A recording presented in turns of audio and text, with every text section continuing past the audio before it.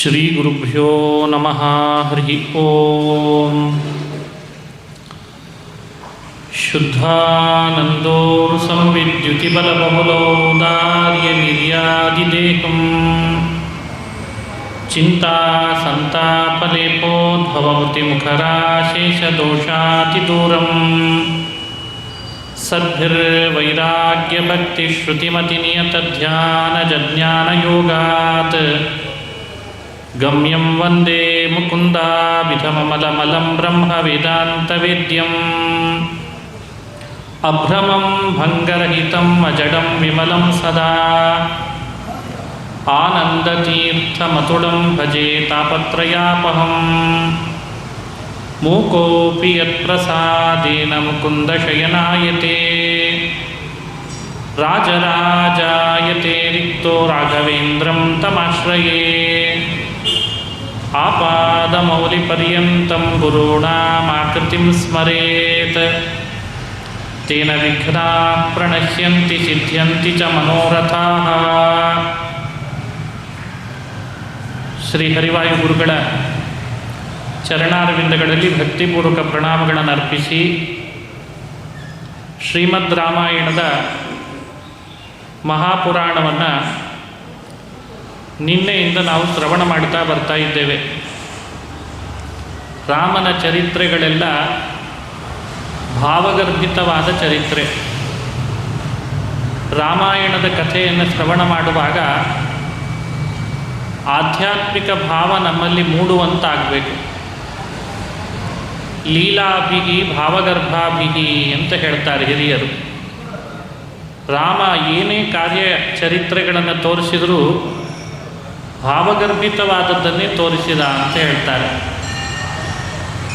ನಮ್ಮ ದೃಷ್ಟಿ ರಾಮಾಯಣವನ್ನು ಚಿಂತನೆ ಮಾಡುವಾಗ ಅದೇ ಇರಬೇಕು. ಈ ಕಥೆಯಿಂದ ರಾಮ ನಮಗೇನು ಸಂದೇಶ ಕೊಟ್ಟ, ಈ ಕಥೆಯಿಂದ ರಾಮ ನಮ್ಮನ್ನು ಏನಂತ ತಿದ್ದುಪಡಿ ಮಾಡಿಕೊಳ್ಬೇಕು ಅಂತ ಇಷ್ಟಪಡ್ತಾನೆ, ಈ ಕಥೆಯಿಂದ ನಮ್ಮಿಂದ ಯಾವುದನ್ನು ಬಿಡಿಸ್ಬೇಕು ಅಂತ ರಾಮ ಪ್ರಯತ್ನ ಪಡ್ತಾನೆ, ಇದನ್ನು ನಾವು ಆಲೋಚನೆ ಮಾಡ್ತಾ ಮಾಡ್ತಾ ರಾಮನ ಕಥೆಯನ್ನು ಕೇಳಬೇಕು.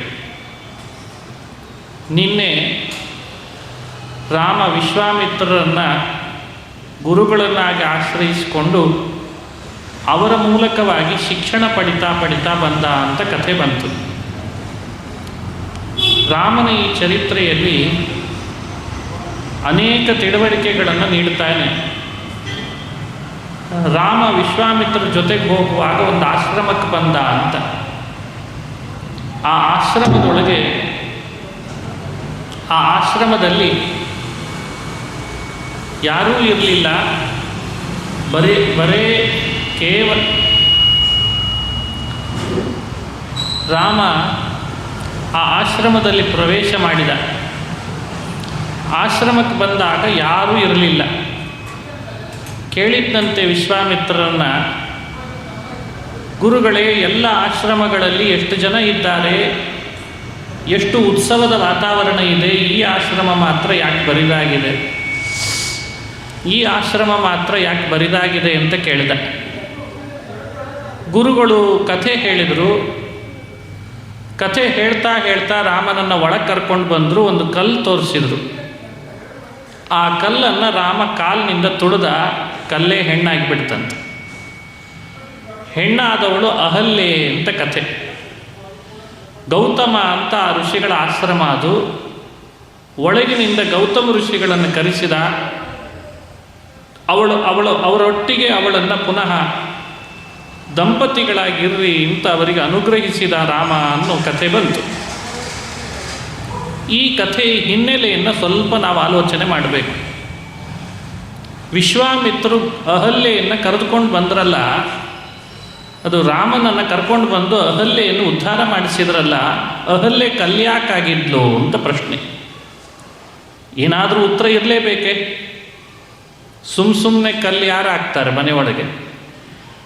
ಏನು ಘಟನೆ ನಡೆದೇನೆ ಮನೆಯೊಳಗೆ ಹೆಣ್ಮಕ್ಕಳು ಕಲ್ಲಾಗೋದು ಅಂತಿದೆ ಏನು? ಏನಾದರೂ ನಡೆದ್ರೇ ಕಲ್ಲಾಗೋದು.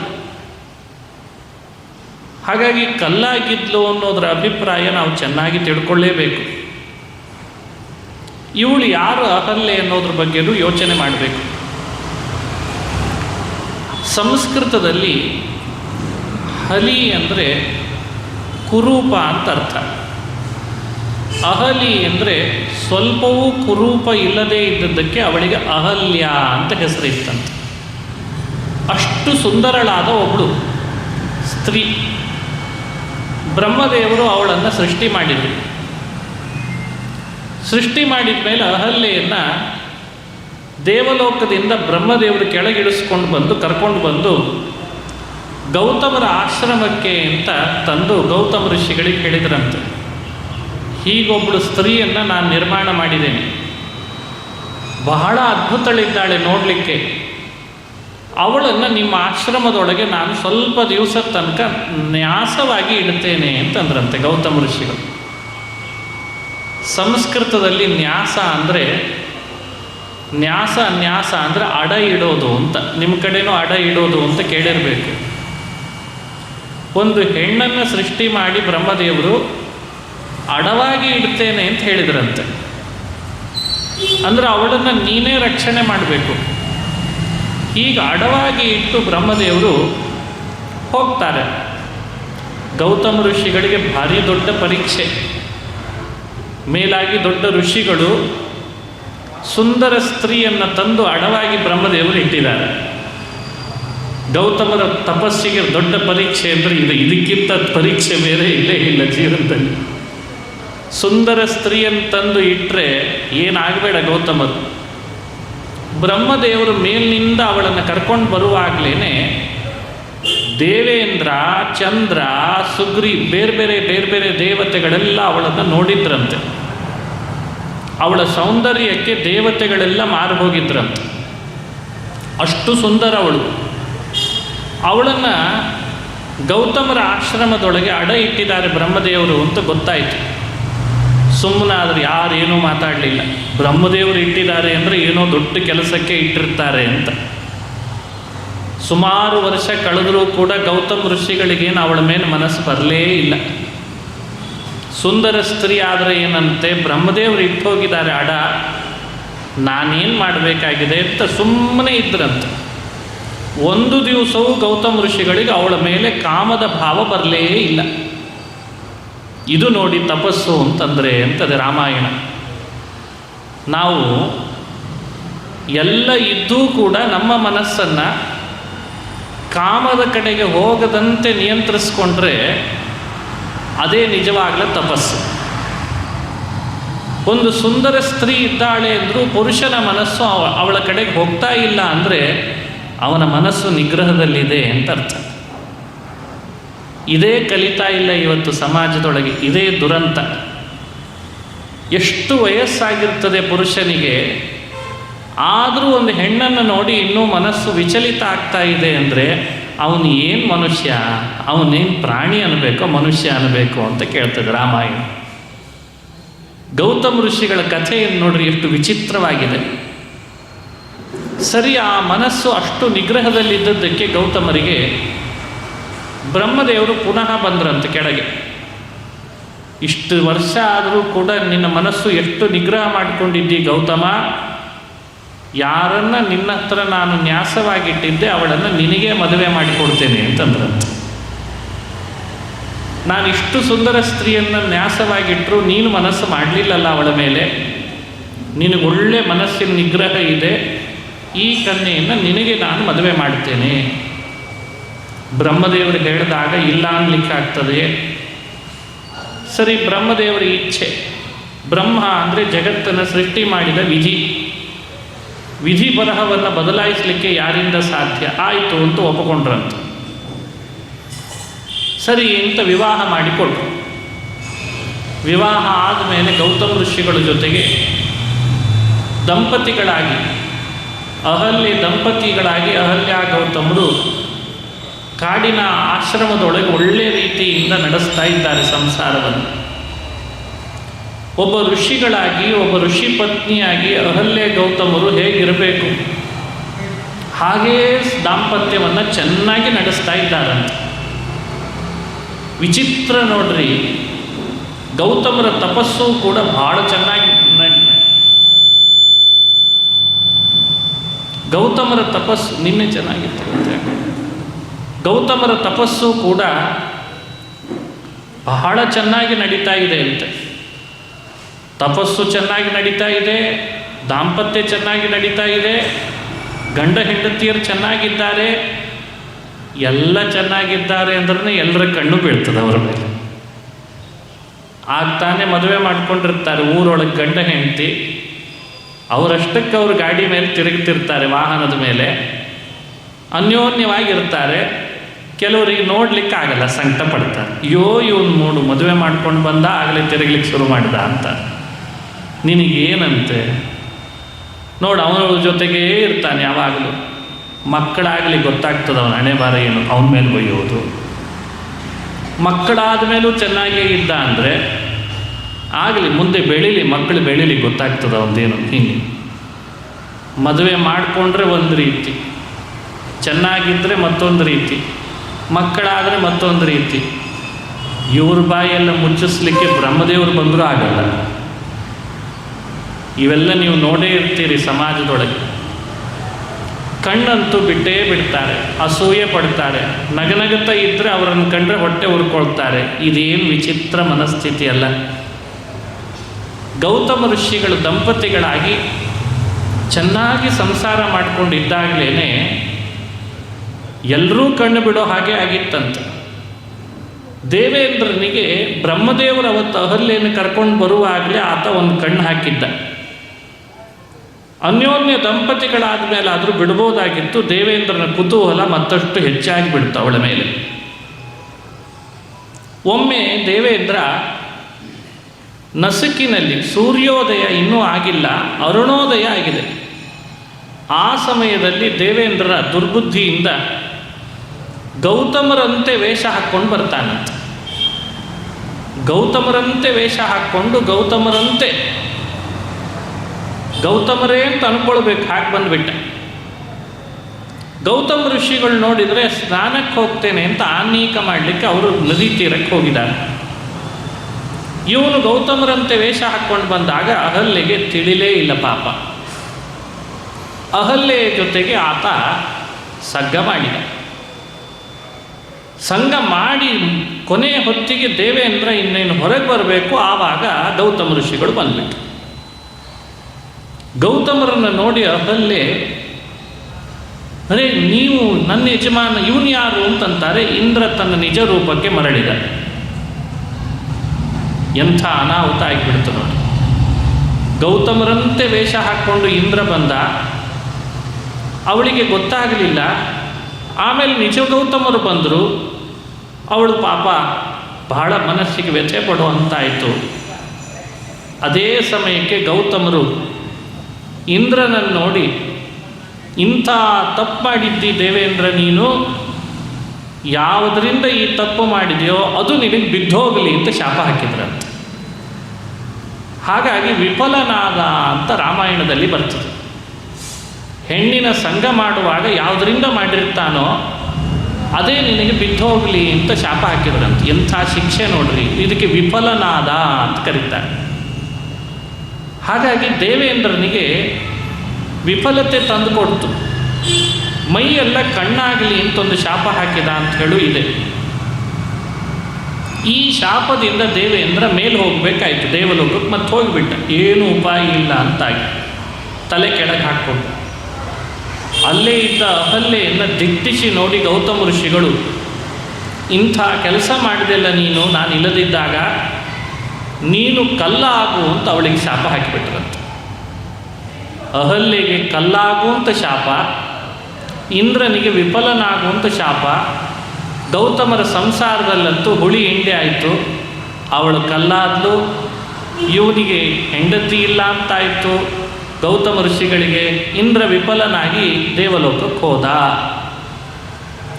ಇಷ್ಟು ಕಲ್ಲಾಗುವಂಥ ಶಾಪ ಹಾಕಿದಾಗ ಅಹಲ್ಯೆ ಕಲ್ಲಾಗೇ ಬಿಟ್ಲಂತ. ಕಲ್ಲಾದ್ಲು ಅಂದ್ರೆ ಅರ್ಥ ಏನು? ನಿಮ್ಮಂತೆ ನಾವು ಓಡಾಡುವ ಕೈ ಕಾಲು ಕೆಳಗಿರುವ ಕಲ್ಲಿನಂತೆ ಕಲ್ಲಲ್ಲ. ಕಲ್ಲಾಗು ಅಂದರೆ ಯಾವ ಕೆಲಸನೂ ಏನೂ ಮಾಡಲಿಕ್ಕೆ ಆಗದೆ ನಿಶ್ಚೇಷ್ಟಿತಳಾಗು ಅಂತ ಅಭಿಪ್ರಾಯ. ಮನೆಯೊಳಗೆ ಕೆಲವರು ಏನು ಕೆಲಸ ಮಾಡ್ತಿರಲ್ಲ.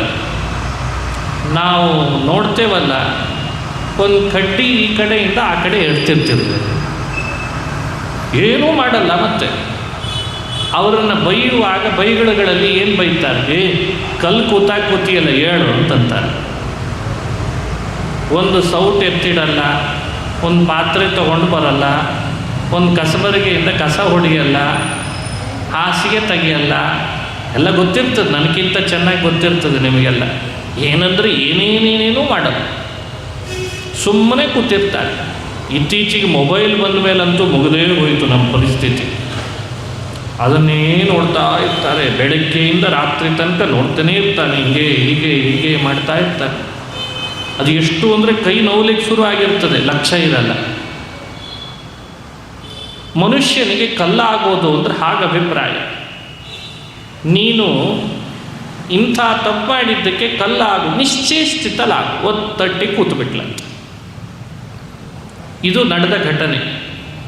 ವಿಶ್ವಾಮಿತ್ರರು ರಾಮನನ್ನು ಅಲ್ಲಿಗೆ ಕರ್ಕೊಂಡು ಬಂದರು. ಎಷ್ಟೋ ವರ್ಷದಿಂದ ಕಲ್ಲಾದ ಅಹಲ್ಯೆ ಇಂದಲ್ಲ ನಾಳೆ ಗೌತಮರೊಟ್ಟಿಗೆ ಇರಬೇಕಲ್ಲ. ಅವಳೂ ಮನಸ್ಸಿನಲ್ಲಿ ನೊಂದುಕೊಳ್ತಿದ್ದಾಳೆ, ಇಂದ್ರ ಹೀಗೆ ಮಾಡಿ ಹೋಗಿಬಿಟ್ಟ ನನ್ನ ಜೀವನವನ್ನು ಅಂತ. ಗೌತಮರೂ ಮನಸ್ಸಿನಲ್ಲಿ ಬಹಳ ನೊಂದುಕೊಳ್ತಿದ್ದಾರೆ, ನಮ್ಮ ದಾಂಪತ್ಯ ಹಾಳಾಗಿ ಹೋಯ್ತಲ್ಲ ಅಂತ. ಇಂದ್ರನಿಗೂ ಅನಿಸ್ತಾ ಇತ್ತಂತೆ, ಅನ್ಯಾಯವಾಗಿ ಹೋಗಿ ನಾನು ಇವರಿಬ್ಬರ ಸಂಸಾರವನ್ನು ಹಾಳು ಮಾಡಿಬಿಟ್ನಲ್ಲ ಅಂತ ಅವನಿಗೆ ಶುರು ಆಯ್ತಂತೆ. ನೋಡಿ, ಈ 3 ಪಾತ್ರ ರಾಮಾಯಣ ನಮ್ಮ ಕಣ್ಣು ಮುಂದೆ ನಿಲ್ಲಿಸ್ತದೆ. ರಾಮ ಇಂದ್ರನ ಮನಸ್ಸಿನಲ್ಲಿದ್ದದ್ದು ಅರಿತಿದ್ದ, ಅಹಲ್ಯೆ ಮನಸ್ಸಿನಲ್ಲಿದ್ದದ್ದು ಗೊತ್ತಿತ್ತು, ಸರ್ವಜ್ಞನಾದ್ದರಿಂದಲೇ. ಗೌತಮರ ಮನಸ್ಸಿನಲ್ಲಿದ್ದದ್ದು ಗೊತ್ತಿತ್ತು. ಅದಕ್ಕೆ ನೇರ ರಾಮ ಈ ಸಮಸ್ಯೆಗೆ ಪರಿಹಾರ ನಾನೊಬ್ಬನೇ ಅಂತ ಅಂದ್ಕೊಂಡಂತ. ಇದಿನ್ಯಾವುದಾದ್ರೂ ಕೋರ್ಟಿಗೆ ಹೋದರೆ ಆಗಲ್ಲ ಇದು ಅಂತಂದ. ನೇರವಾಗಿ ತಾನು ಪಾದಸ್ಪರ್ಶ ಮಾಡಿದ ಕೂಡಲೇ ಆ ಪಾದದ ಪ್ರಭಾವದಿಂದ ಅಹಲ್ಯೆ ನಿಶ್ಚೇಷ್ಟಿತಳಾದವಳು ಸಚೇಷ್ಟಿತಳಾಗ್ಲಂತ. ಗೌತಮರಿಗೆ ಹೇಳ್ತಾನೆ, ನನ್ನ ಪಾದಸ್ಪರ್ಶ ಆದಮೇಲೆ ಮತ್ತಿನ್ನೇನು ನೀವು ಸಂಶಯ ಪಡೋ ಕಾರಣ ಇಲ್ಲ. ಅವಳನ್ನು ನೀವು ಸ್ವೀಕಾರ ಮಾಡಬೇಕು, ಅವಳೊಟ್ಟಿಗೆ ಮುಂದುವರಿಸಬೇಕು ಸಂಸಾರವನ್ನು.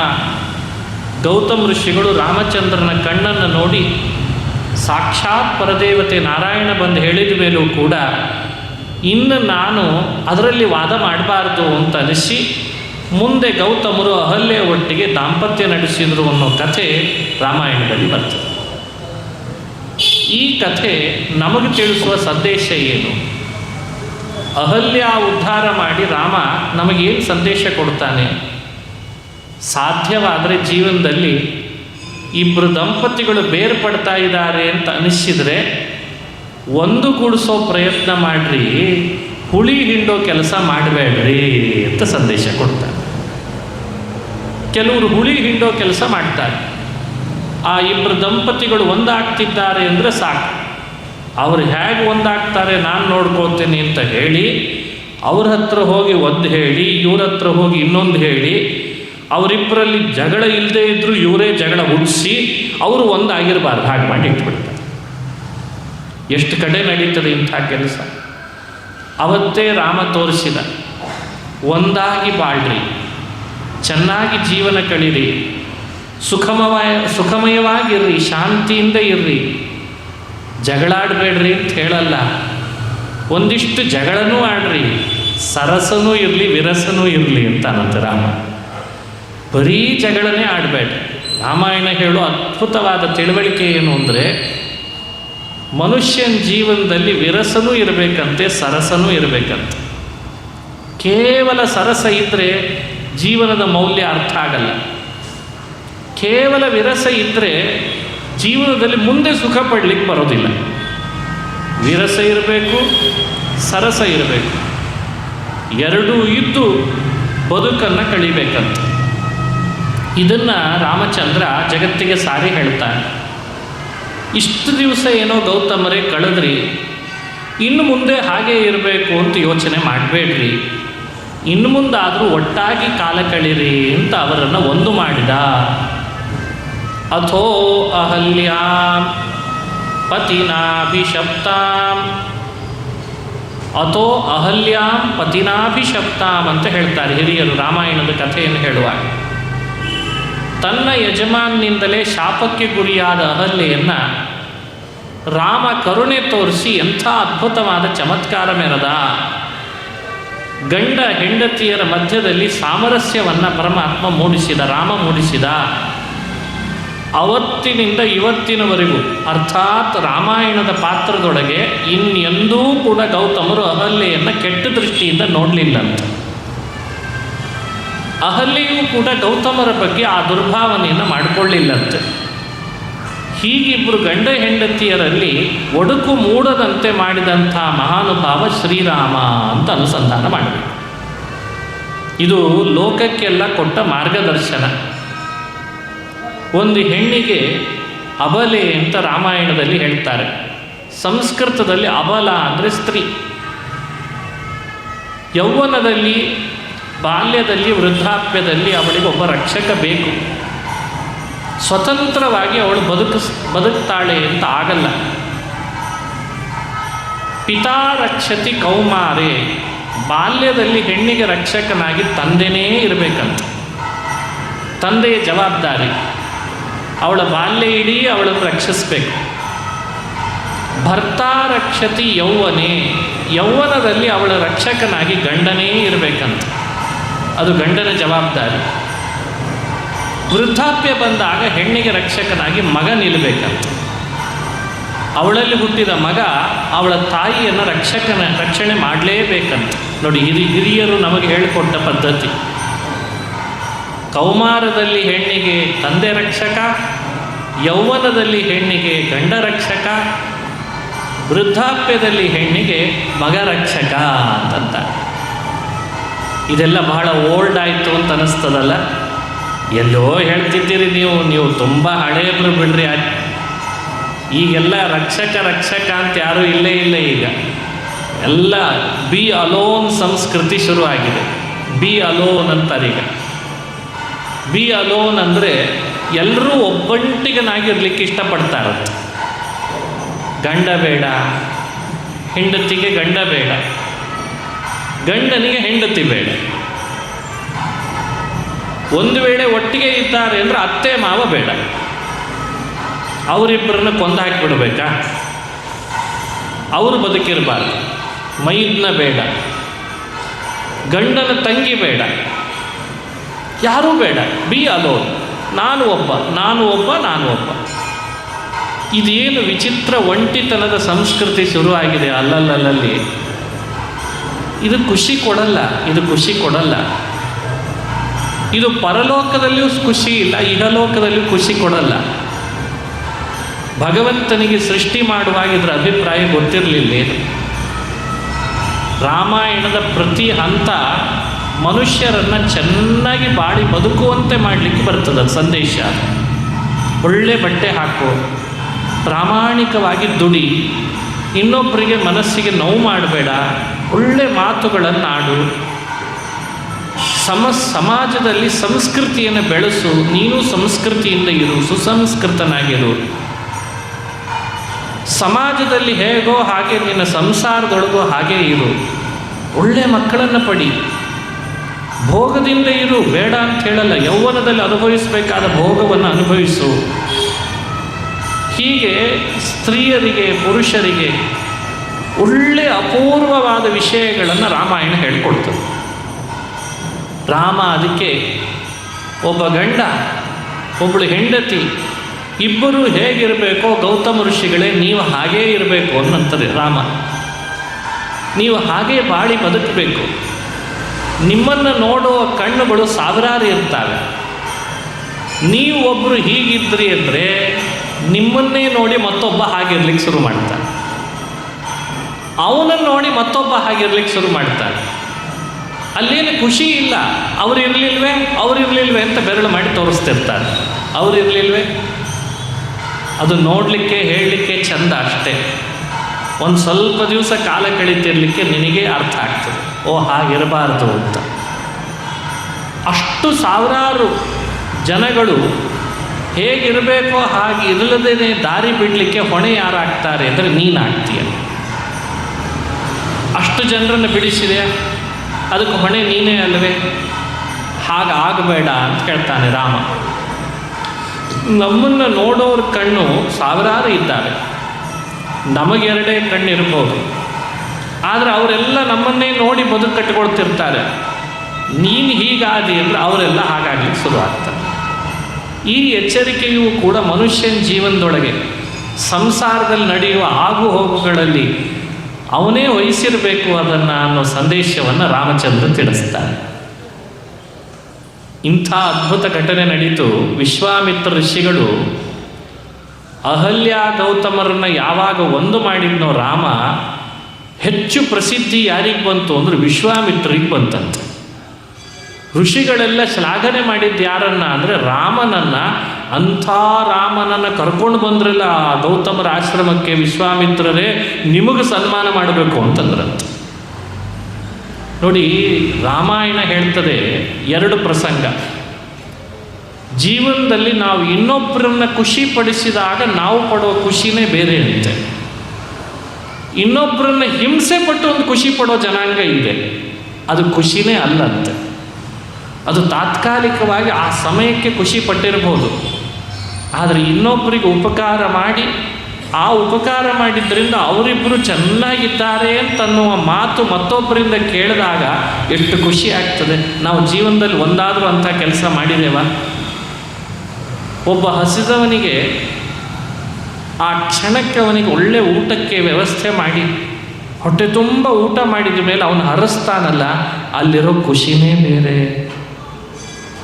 ಇಬ್ಬರು ಅಣ್ಣ ತಮ್ಮಂದ್ರೆ ಜಗಳಾಡ್ತಿದ್ರೆ ಉಪಾಯ ಮಾಡಿ ಅವರಿಬ್ಬರನ್ನ ಒಂದು ಮಾಡಿ, ಇರಲಿ ಬಿಡೋ ಯಾಕಷ್ಟು ತಲೆ ಕೆಡಿಸ್ಕೊಡ್ತೀಯ, ನೀನು 4 ದಿವಸ ಭೂಮಿ ಮೇಲಿರುವವ, ಅವನು 4 ದಿವಸ ಇರುವ, ಎಷ್ಟು ಜಗಳಾಡ್ತೀಯೋ ಬಿಟ್ಬಿಡೋ ಅಂತ 4 ಒಳ್ಳೆ ಮಾತನ್ನು ಹೇಳಿ ಅವರಿಬ್ಬರನ್ನ ಒಂದು ಮಾಡಿದರೆ ಅವರು ಆಮೇಲೆ ಬಹಳ ದಿವಸ ಕಾಲ ಕಳೆದ ಮೇಲೆ ನೆನಪಿಸ್ಕೋತಾರೆ, ನಾವು ಅವತ್ತು ಜಗಳಾಡ್ತಿದ್ವಿ, ಅವ್ರು ಬಂದು ಬಿಡಿಸಿದ್ರು ನೋಡ್ರಿ, ಅದಕ್ಕೆ ಇವತ್ತು ಹಿಂಗಿದ್ದೇವೆ ಅಂದರೆ ಅದು ಖುಷಿನೇ ಬೇರೆ, ಆ ಖುಷಿನೇ ಬೇರೆ. ಈ ಸಮಯಗಳು ಮನುಷ್ಯನಿಗೆ ಎಲ್ಲಿ ಬೇಕಾದಲ್ಲಿ ಈ ಥರದ್ದೊಂದು ಘಟನೆ ನಡೀತಿರ್ತವೆ ಕಣ್ಣು ಮುಂದೆ, ಅವನು ಅದನ್ನು ಪತ್ತೆ ಹಚ್ಚಬೇಕಷ್ಟೆ. ಆ ರೀತಿ ರಾಮಚಂದ್ರ ಇಬ್ಬರು ದಂಪತಿಗಳು ಬೇರೆ ಆಗಿದ್ದಾರೆ ಅಂದ ಕೂಡಲೇ ತಾನು ಮುತುವರ್ಜಿ ವಹಿಸಿ ಪಾದಸ್ಪರ್ಶ ಮಾಡಿ ಅವಳನ್ನು ಸರಿಪಡಿಸಿ ಇವನನ್ನು ಸರಿಪಡಿಸಿ ಒಪ್ಪಿಕೊಳ್ಬೇಕು ನೀವು ಅಂತಂದ ಮೇಲೆ ಅವರಿಬ್ಬರು ಒಂದಾಗಿ ಇದ್ದದ್ರಿಂದ ಇಡೀ ಜಗತ್ತು ರಾಮನನ್ನು ವಿಶ್ವಾಮಿತ್ರರನ್ನು ಹೊಗಳೋ ಹಾಗಾಯ್ತಂತೆ. ಆ ಖುಷಿನೇ ಬೇರೆ. ಇದು ರಾಮ ಅಂದರೆ. ರಾಮ ಬೇರ್ಪಡಿಸ್ಲಿಕ್ಕೆ ಬಂದವನಲ್ಲ, ರಾಮ ಜೋಡಿಸ್ಲಿಕ್ಕೆ ಬಂದವ. ರಾಮ ಇನ್ನೊಬ್ಬರು ತಲೆ ಹೊಡಿಲಿಕ್ಕೆ ಬಂದವನಲ್ಲ, ರಾಮ ಎಲ್ಲರನ್ನ ಬದುಕರಿ ಬಾಳಲಿ ಅಂತ ಜಗತ್ತಿಗೆ ಬದುಕು ಕಟ್ಟಿಕೊಡ್ಲಿಕ್ಕೆ ಬಂದವ. ನಾವು ಕಲಿಬೇಕಾದ ಪಾಠ ಅದಿವತ್ತು. ಯಾವ ಜಾತಿಯವನಾದರೇನು, ಯಾವ ಮತದವನಾದರೇನು, ಯಾವ ಪಂಥದವನಾದರೇನು, ಭೂಮಿ ಬಹಳ ವಿಶಾಲವಾಗಿದೆ. ನೀನೂ ಬದುಕು, ನಾನೂ ಬದುಕ್ತೇನೆ, ನೀನೂ ಇರು, ನಾನೂ ಇರ್ತೇನೆ, ನೀನೂ ದುಡಿ, ನಾನೂ ದುಡಿತೇನೆ, ನೀನೊಂದು ಕಾಯಕ, ನನಗೊಂದು ಕಾಯಕ, ಇಬ್ಬರೂ ಬಾಳಿ 4 ದಿವಸ ಚೆನ್ನಾಗಿ ಬದುಕಿ ಮೇಲೆ ಹೋಗೋಣ ಅಂತ ಅನ್ಬೇಕಂತ. ಇದು ರಾಮಾಯಣ ಅಂತಂದರೆ. ರಾಮಾಯಣ ನೋಡುವ ದೃಷ್ಟಿಕೋನ ಅದ್ಭುತ. ಕುಟುಂಬಕ್ಕೆ ಸಂಬಂಧಪಟ್ಟ ರಾಮಾಯಣದ ಸಂದೇಶಗಳು ಎಷ್ಟು, ಸಮಾಜಕ್ಕೆ ಸಂಬಂಧಪಟ್ಟ ಸಾಮಾಜಿಕ ಸಂದೇಶಗಳು ಎಷ್ಟು, ರಾಜನೀತಿಗೆ ಸಂಬಂಧಪಟ್ಟಂತೆ ರಾಮಾಯಣದ ಸಂದೇಶಗಳು ಎಷ್ಟು, ಎಲ್ಲ ಪ್ರತ್ಯೇಕವಾಗಿ ನಾವು ಅನುಸಂಧಾನ ಮಾಡಿ ಒಂದು ದೊಡ್ಡ ಸಂಶೋಧನೆ ಮಾಡಲಿಕ್ಕೆ ಅವಕಾಶ ಇದೆ ರಾಮಾಯಣದಲ್ಲಿ. ಇದು ಒಂದು ಕುಟುಂಬಕ್ಕೆ ಸಂಬಂಧಪಟ್ಟದ್ದು. ಅಹಲ್ಯ ಗೌತಮರ ಕಥೆ ಕೌಟುಂಬಿಕವಾಗಿ ಒಳ್ಳೆ ಮೌಲ್ಯಗಳನ್ನು ಬೆಳೆಸ್ಕೊಳ್ಬೇಕು, ಕೌಟುಂಬಿಕವಾಗಿ ಧನಾತ್ಮಕವಾದ ಚಿಂತನೆಯನ್ನು ಮಾಡಬೇಕು. ರಾಮಾಯಣದಲ್ಲಿ ಅಂಥ ಪ್ರಸಂಗ ಹೇರಳವಾಗಿ ಬರ್ತದೆ. ಅದಕ್ಕೆ ಒಂದು ನಿದರ್ಶನ ಅಹಲ್ಯ ಗೌತಮರ ಕಥೆ ಅಂತ ಹೇಳ್ತಾರೆ. ಇದನ್ನು ಮುಚ್ಚಿಡ್ಬೋದಾಗಿತ್ತಲ್ವ ವಾಲ್ಮೀಕಿ ಋಷಿಗಳು, ಎಡಿಟ್ ಮಾಡಿಬಿಟ್ರೆ ಆಯಿತು. ಗೌತಮರ ಅಹಲ್ಯ ಕಥೆಯನ್ನು ತೆಗೆದುಹಾಕಿಬಿಟ್ರೆ ಆಯ್ತಲ್ವ. ವಾಲ್ಮೀಕಿ ಋಷಿಗಳು ಮುಚ್ಚಿಟ್ಟಿದ್ರೆ ನಮಗೆ ಗೊತ್ತೇ ಆಗ್ತಿರಲಿಲ್ಲ. ಯಾಕ ಅಹಲ್ಯ ಪಾತ್ರವನ್ನು ಗೌತಮರ ಪಾತ್ರವನ್ನು, ಇಂದ್ರನ ಪಾತ್ರವನ್ನು ನಮ್ಮ ಮುಂದೆ ಬಿಚ್ಚಿಟ್ರು ಅಂತ. ಇಂದ್ರ ಎಷ್ಟು ದೊಡ್ಡ ದೇವತೆ ಅಲ್ವಾ, ಅವನಂಥವನಿಂದಲೂ ಹೀಗೆ ನಡೆದೋಯ್ತು ಅನ್ನೋ ಕತೆ ಹೇಳಬೇಕಿತ್ತ. ಇದರ ಉದ್ದೇಶ ಏನು ಅಂದರೆ, ಜೀವನದೊಳಗೆ ಎಲ್ಲ ಕಡೆಯಲ್ಲೂ ಕೂಡ ಈ ಥರದ್ದೊಂದು ಒಂದಿಷ್ಟು ಸ್ತ್ರೀಯರ ಮೇಲೆ ಹೀಗೊಂದು ಘಟನೆಗಳು ನಡೀತಾವೆ. ಅದನ್ನೇ ಬಹಳ ದೊಡ್ಡ ಇಶ್ಯೂ ಮಾಡಿ 4 ದಿವಸ ಟಿ ವಿಯಲ್ಲಿ ತೋರಿಸಿದರೆ ಆ ಹೆಣ್ಣಿನ ಸ್ಥಿತಿ ಏನಾಗಬೇಡ. ಈ ಸಂದೇಶ ಕೊಡಬೇಕಾಗಿದೆ. ದೊಡ್ಡಿಸ್ತಿಕೆ ಅಲ್ಲ, ಹೆಣ್ಣು ಗಂಡಿನ ಬದುಕಿನೊಳಗೆ ಹೆಣ್ಣಿನ ಪಾತ್ರ ಬಹಳ ದೊಡ್ಡದು. ಆದರೆ ನಡೆದು ಹೋಗ್ತವೆ ಕೆಲವು ಘಟನೆಗಳು. ಅದನ್ನೇ ಹೇಳಿ, ಅದನ್ನೇ ತೋರಿಸಿ. ಈಗಂತೂ 24 ಗಂಟೆ ಅಲ್ವೇ, ಏನು ಮಾಡಿದರೂ 24 ಗಂಟೆ ತೋರಿಸ್ಬೇಕೀಗ. ನಡೆದದ್ದು ಯಾವಾಗಲೂ ನಡೆದು ಹೋಗಿರ್ತದೆ. ಪದೇ ಪದೇ ಅದನ್ನು ಟಿ ವಿಯಲ್ಲಿ ತೋರಿಸಿ ತೋರಿಸಿ ತೋರಿಸಿ ಮುಂದೇನಿಲ್ಲ, ಅಷ್ಟೇ ತೋರಿಸ್ಬೇಕು. ತೋರಿಸೋನಿಗೆ ಎಚ್ಚರಿಕೆ ಇರಬೇಕು, ಏನು ಮಾಡ್ತಾ ಇದ್ದೇನೆ ನಾನು ಅಂತ. ನೋಡಿ, ರಾಮಾಯಣದಂಥ ಗ್ರಂಥದೊಳಗೂ ಹೀಗೊಂದು ಅಹಲ್ಯೆ ಪಾತ್ರವನ್ನು ಲೋಕಕ್ಕೆ ತಿಳಿಸಿ, ರಾಮ ಅವಳಿಗೂ ಕೂಡ ಒಂದು ಅದ್ಭುತವಾದಂತಹ ಪುನಃ ಶ್ರೀ ಸಾಮಾನ್ಯರು ಯಾವ ದಾರಿಯಲ್ಲಿ ಹೋಗಬೇಕೋ ಆ ದಾರಿಯನ್ನು ದರ್ಶನ ಮಾಡಿಸಿದ ಅನ್ನೋ ಕಥೆ ಹೇಳಿ ಬದುಕು ಕಟ್ಟುಗೋ ಅಂತ ಹೇಳ್ಕೊಡ್ತಾನೆ ರಾಮ. ಬದುಕು ಕಟ್ಟುಗೋಪ್ಪ. ತಪ್ಪು ಯಾರು ಮಾಡಲ್ಲ.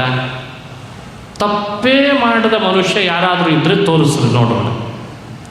ಗಂಡು ತಪ್ಪು ಮಾಡ್ತದೆ, ಹೆಣ್ಣು ತಪ್ಪು ಮಾಡ್ತದೆ. ಆ ತಪ್ಪು ಮಾಡಿದ್ದನ್ನು ಪದೇ ಪದೇ ಪದೇ ಪದೇ ಹೇಳೋದ್ರಲ್ಲಿ ಏನು ಅರ್ಥ ಇದೆ? ಮನುಷ್ಯ ಸುಧಾರಿಸ್ಕೊಂಡು ಹೋಗಬೇಕಾದದ್ದು ಕರ್ತವ್ಯವಾಗಿದೆ. ಈ ತಿಳುವಳಿಕೆಯನ್ನು ರಾಮಾಯಣ ಅಹಲ್ಯ ಗೌತಮರ ಪಾತ್ರದಿಂದ ನಮಗೆ ತಿಳಿಸ್ತದೆ. ಇಲ್ಲದೇ ಇದ್ದರೆ ಮುಚ್ಚಿಡ್ಬೋದಾಗಿತ್ತು. ಬಹಳ ಸೂಕ್ಷ್ಮ ಇದೆ ಈ ಘಟನೆಗಳು. ಮುಂದುವರೆದ ಭಾಗ, ರಾಮನಿಗೆ ವಿಶ್ವಾಮಿತ್ರ ಋಷಿಗಳು ಮಂತ್ರಗಳನ್ನು ಉಪದೇಶ ಮಾಡಿದ್ರಂತೆ.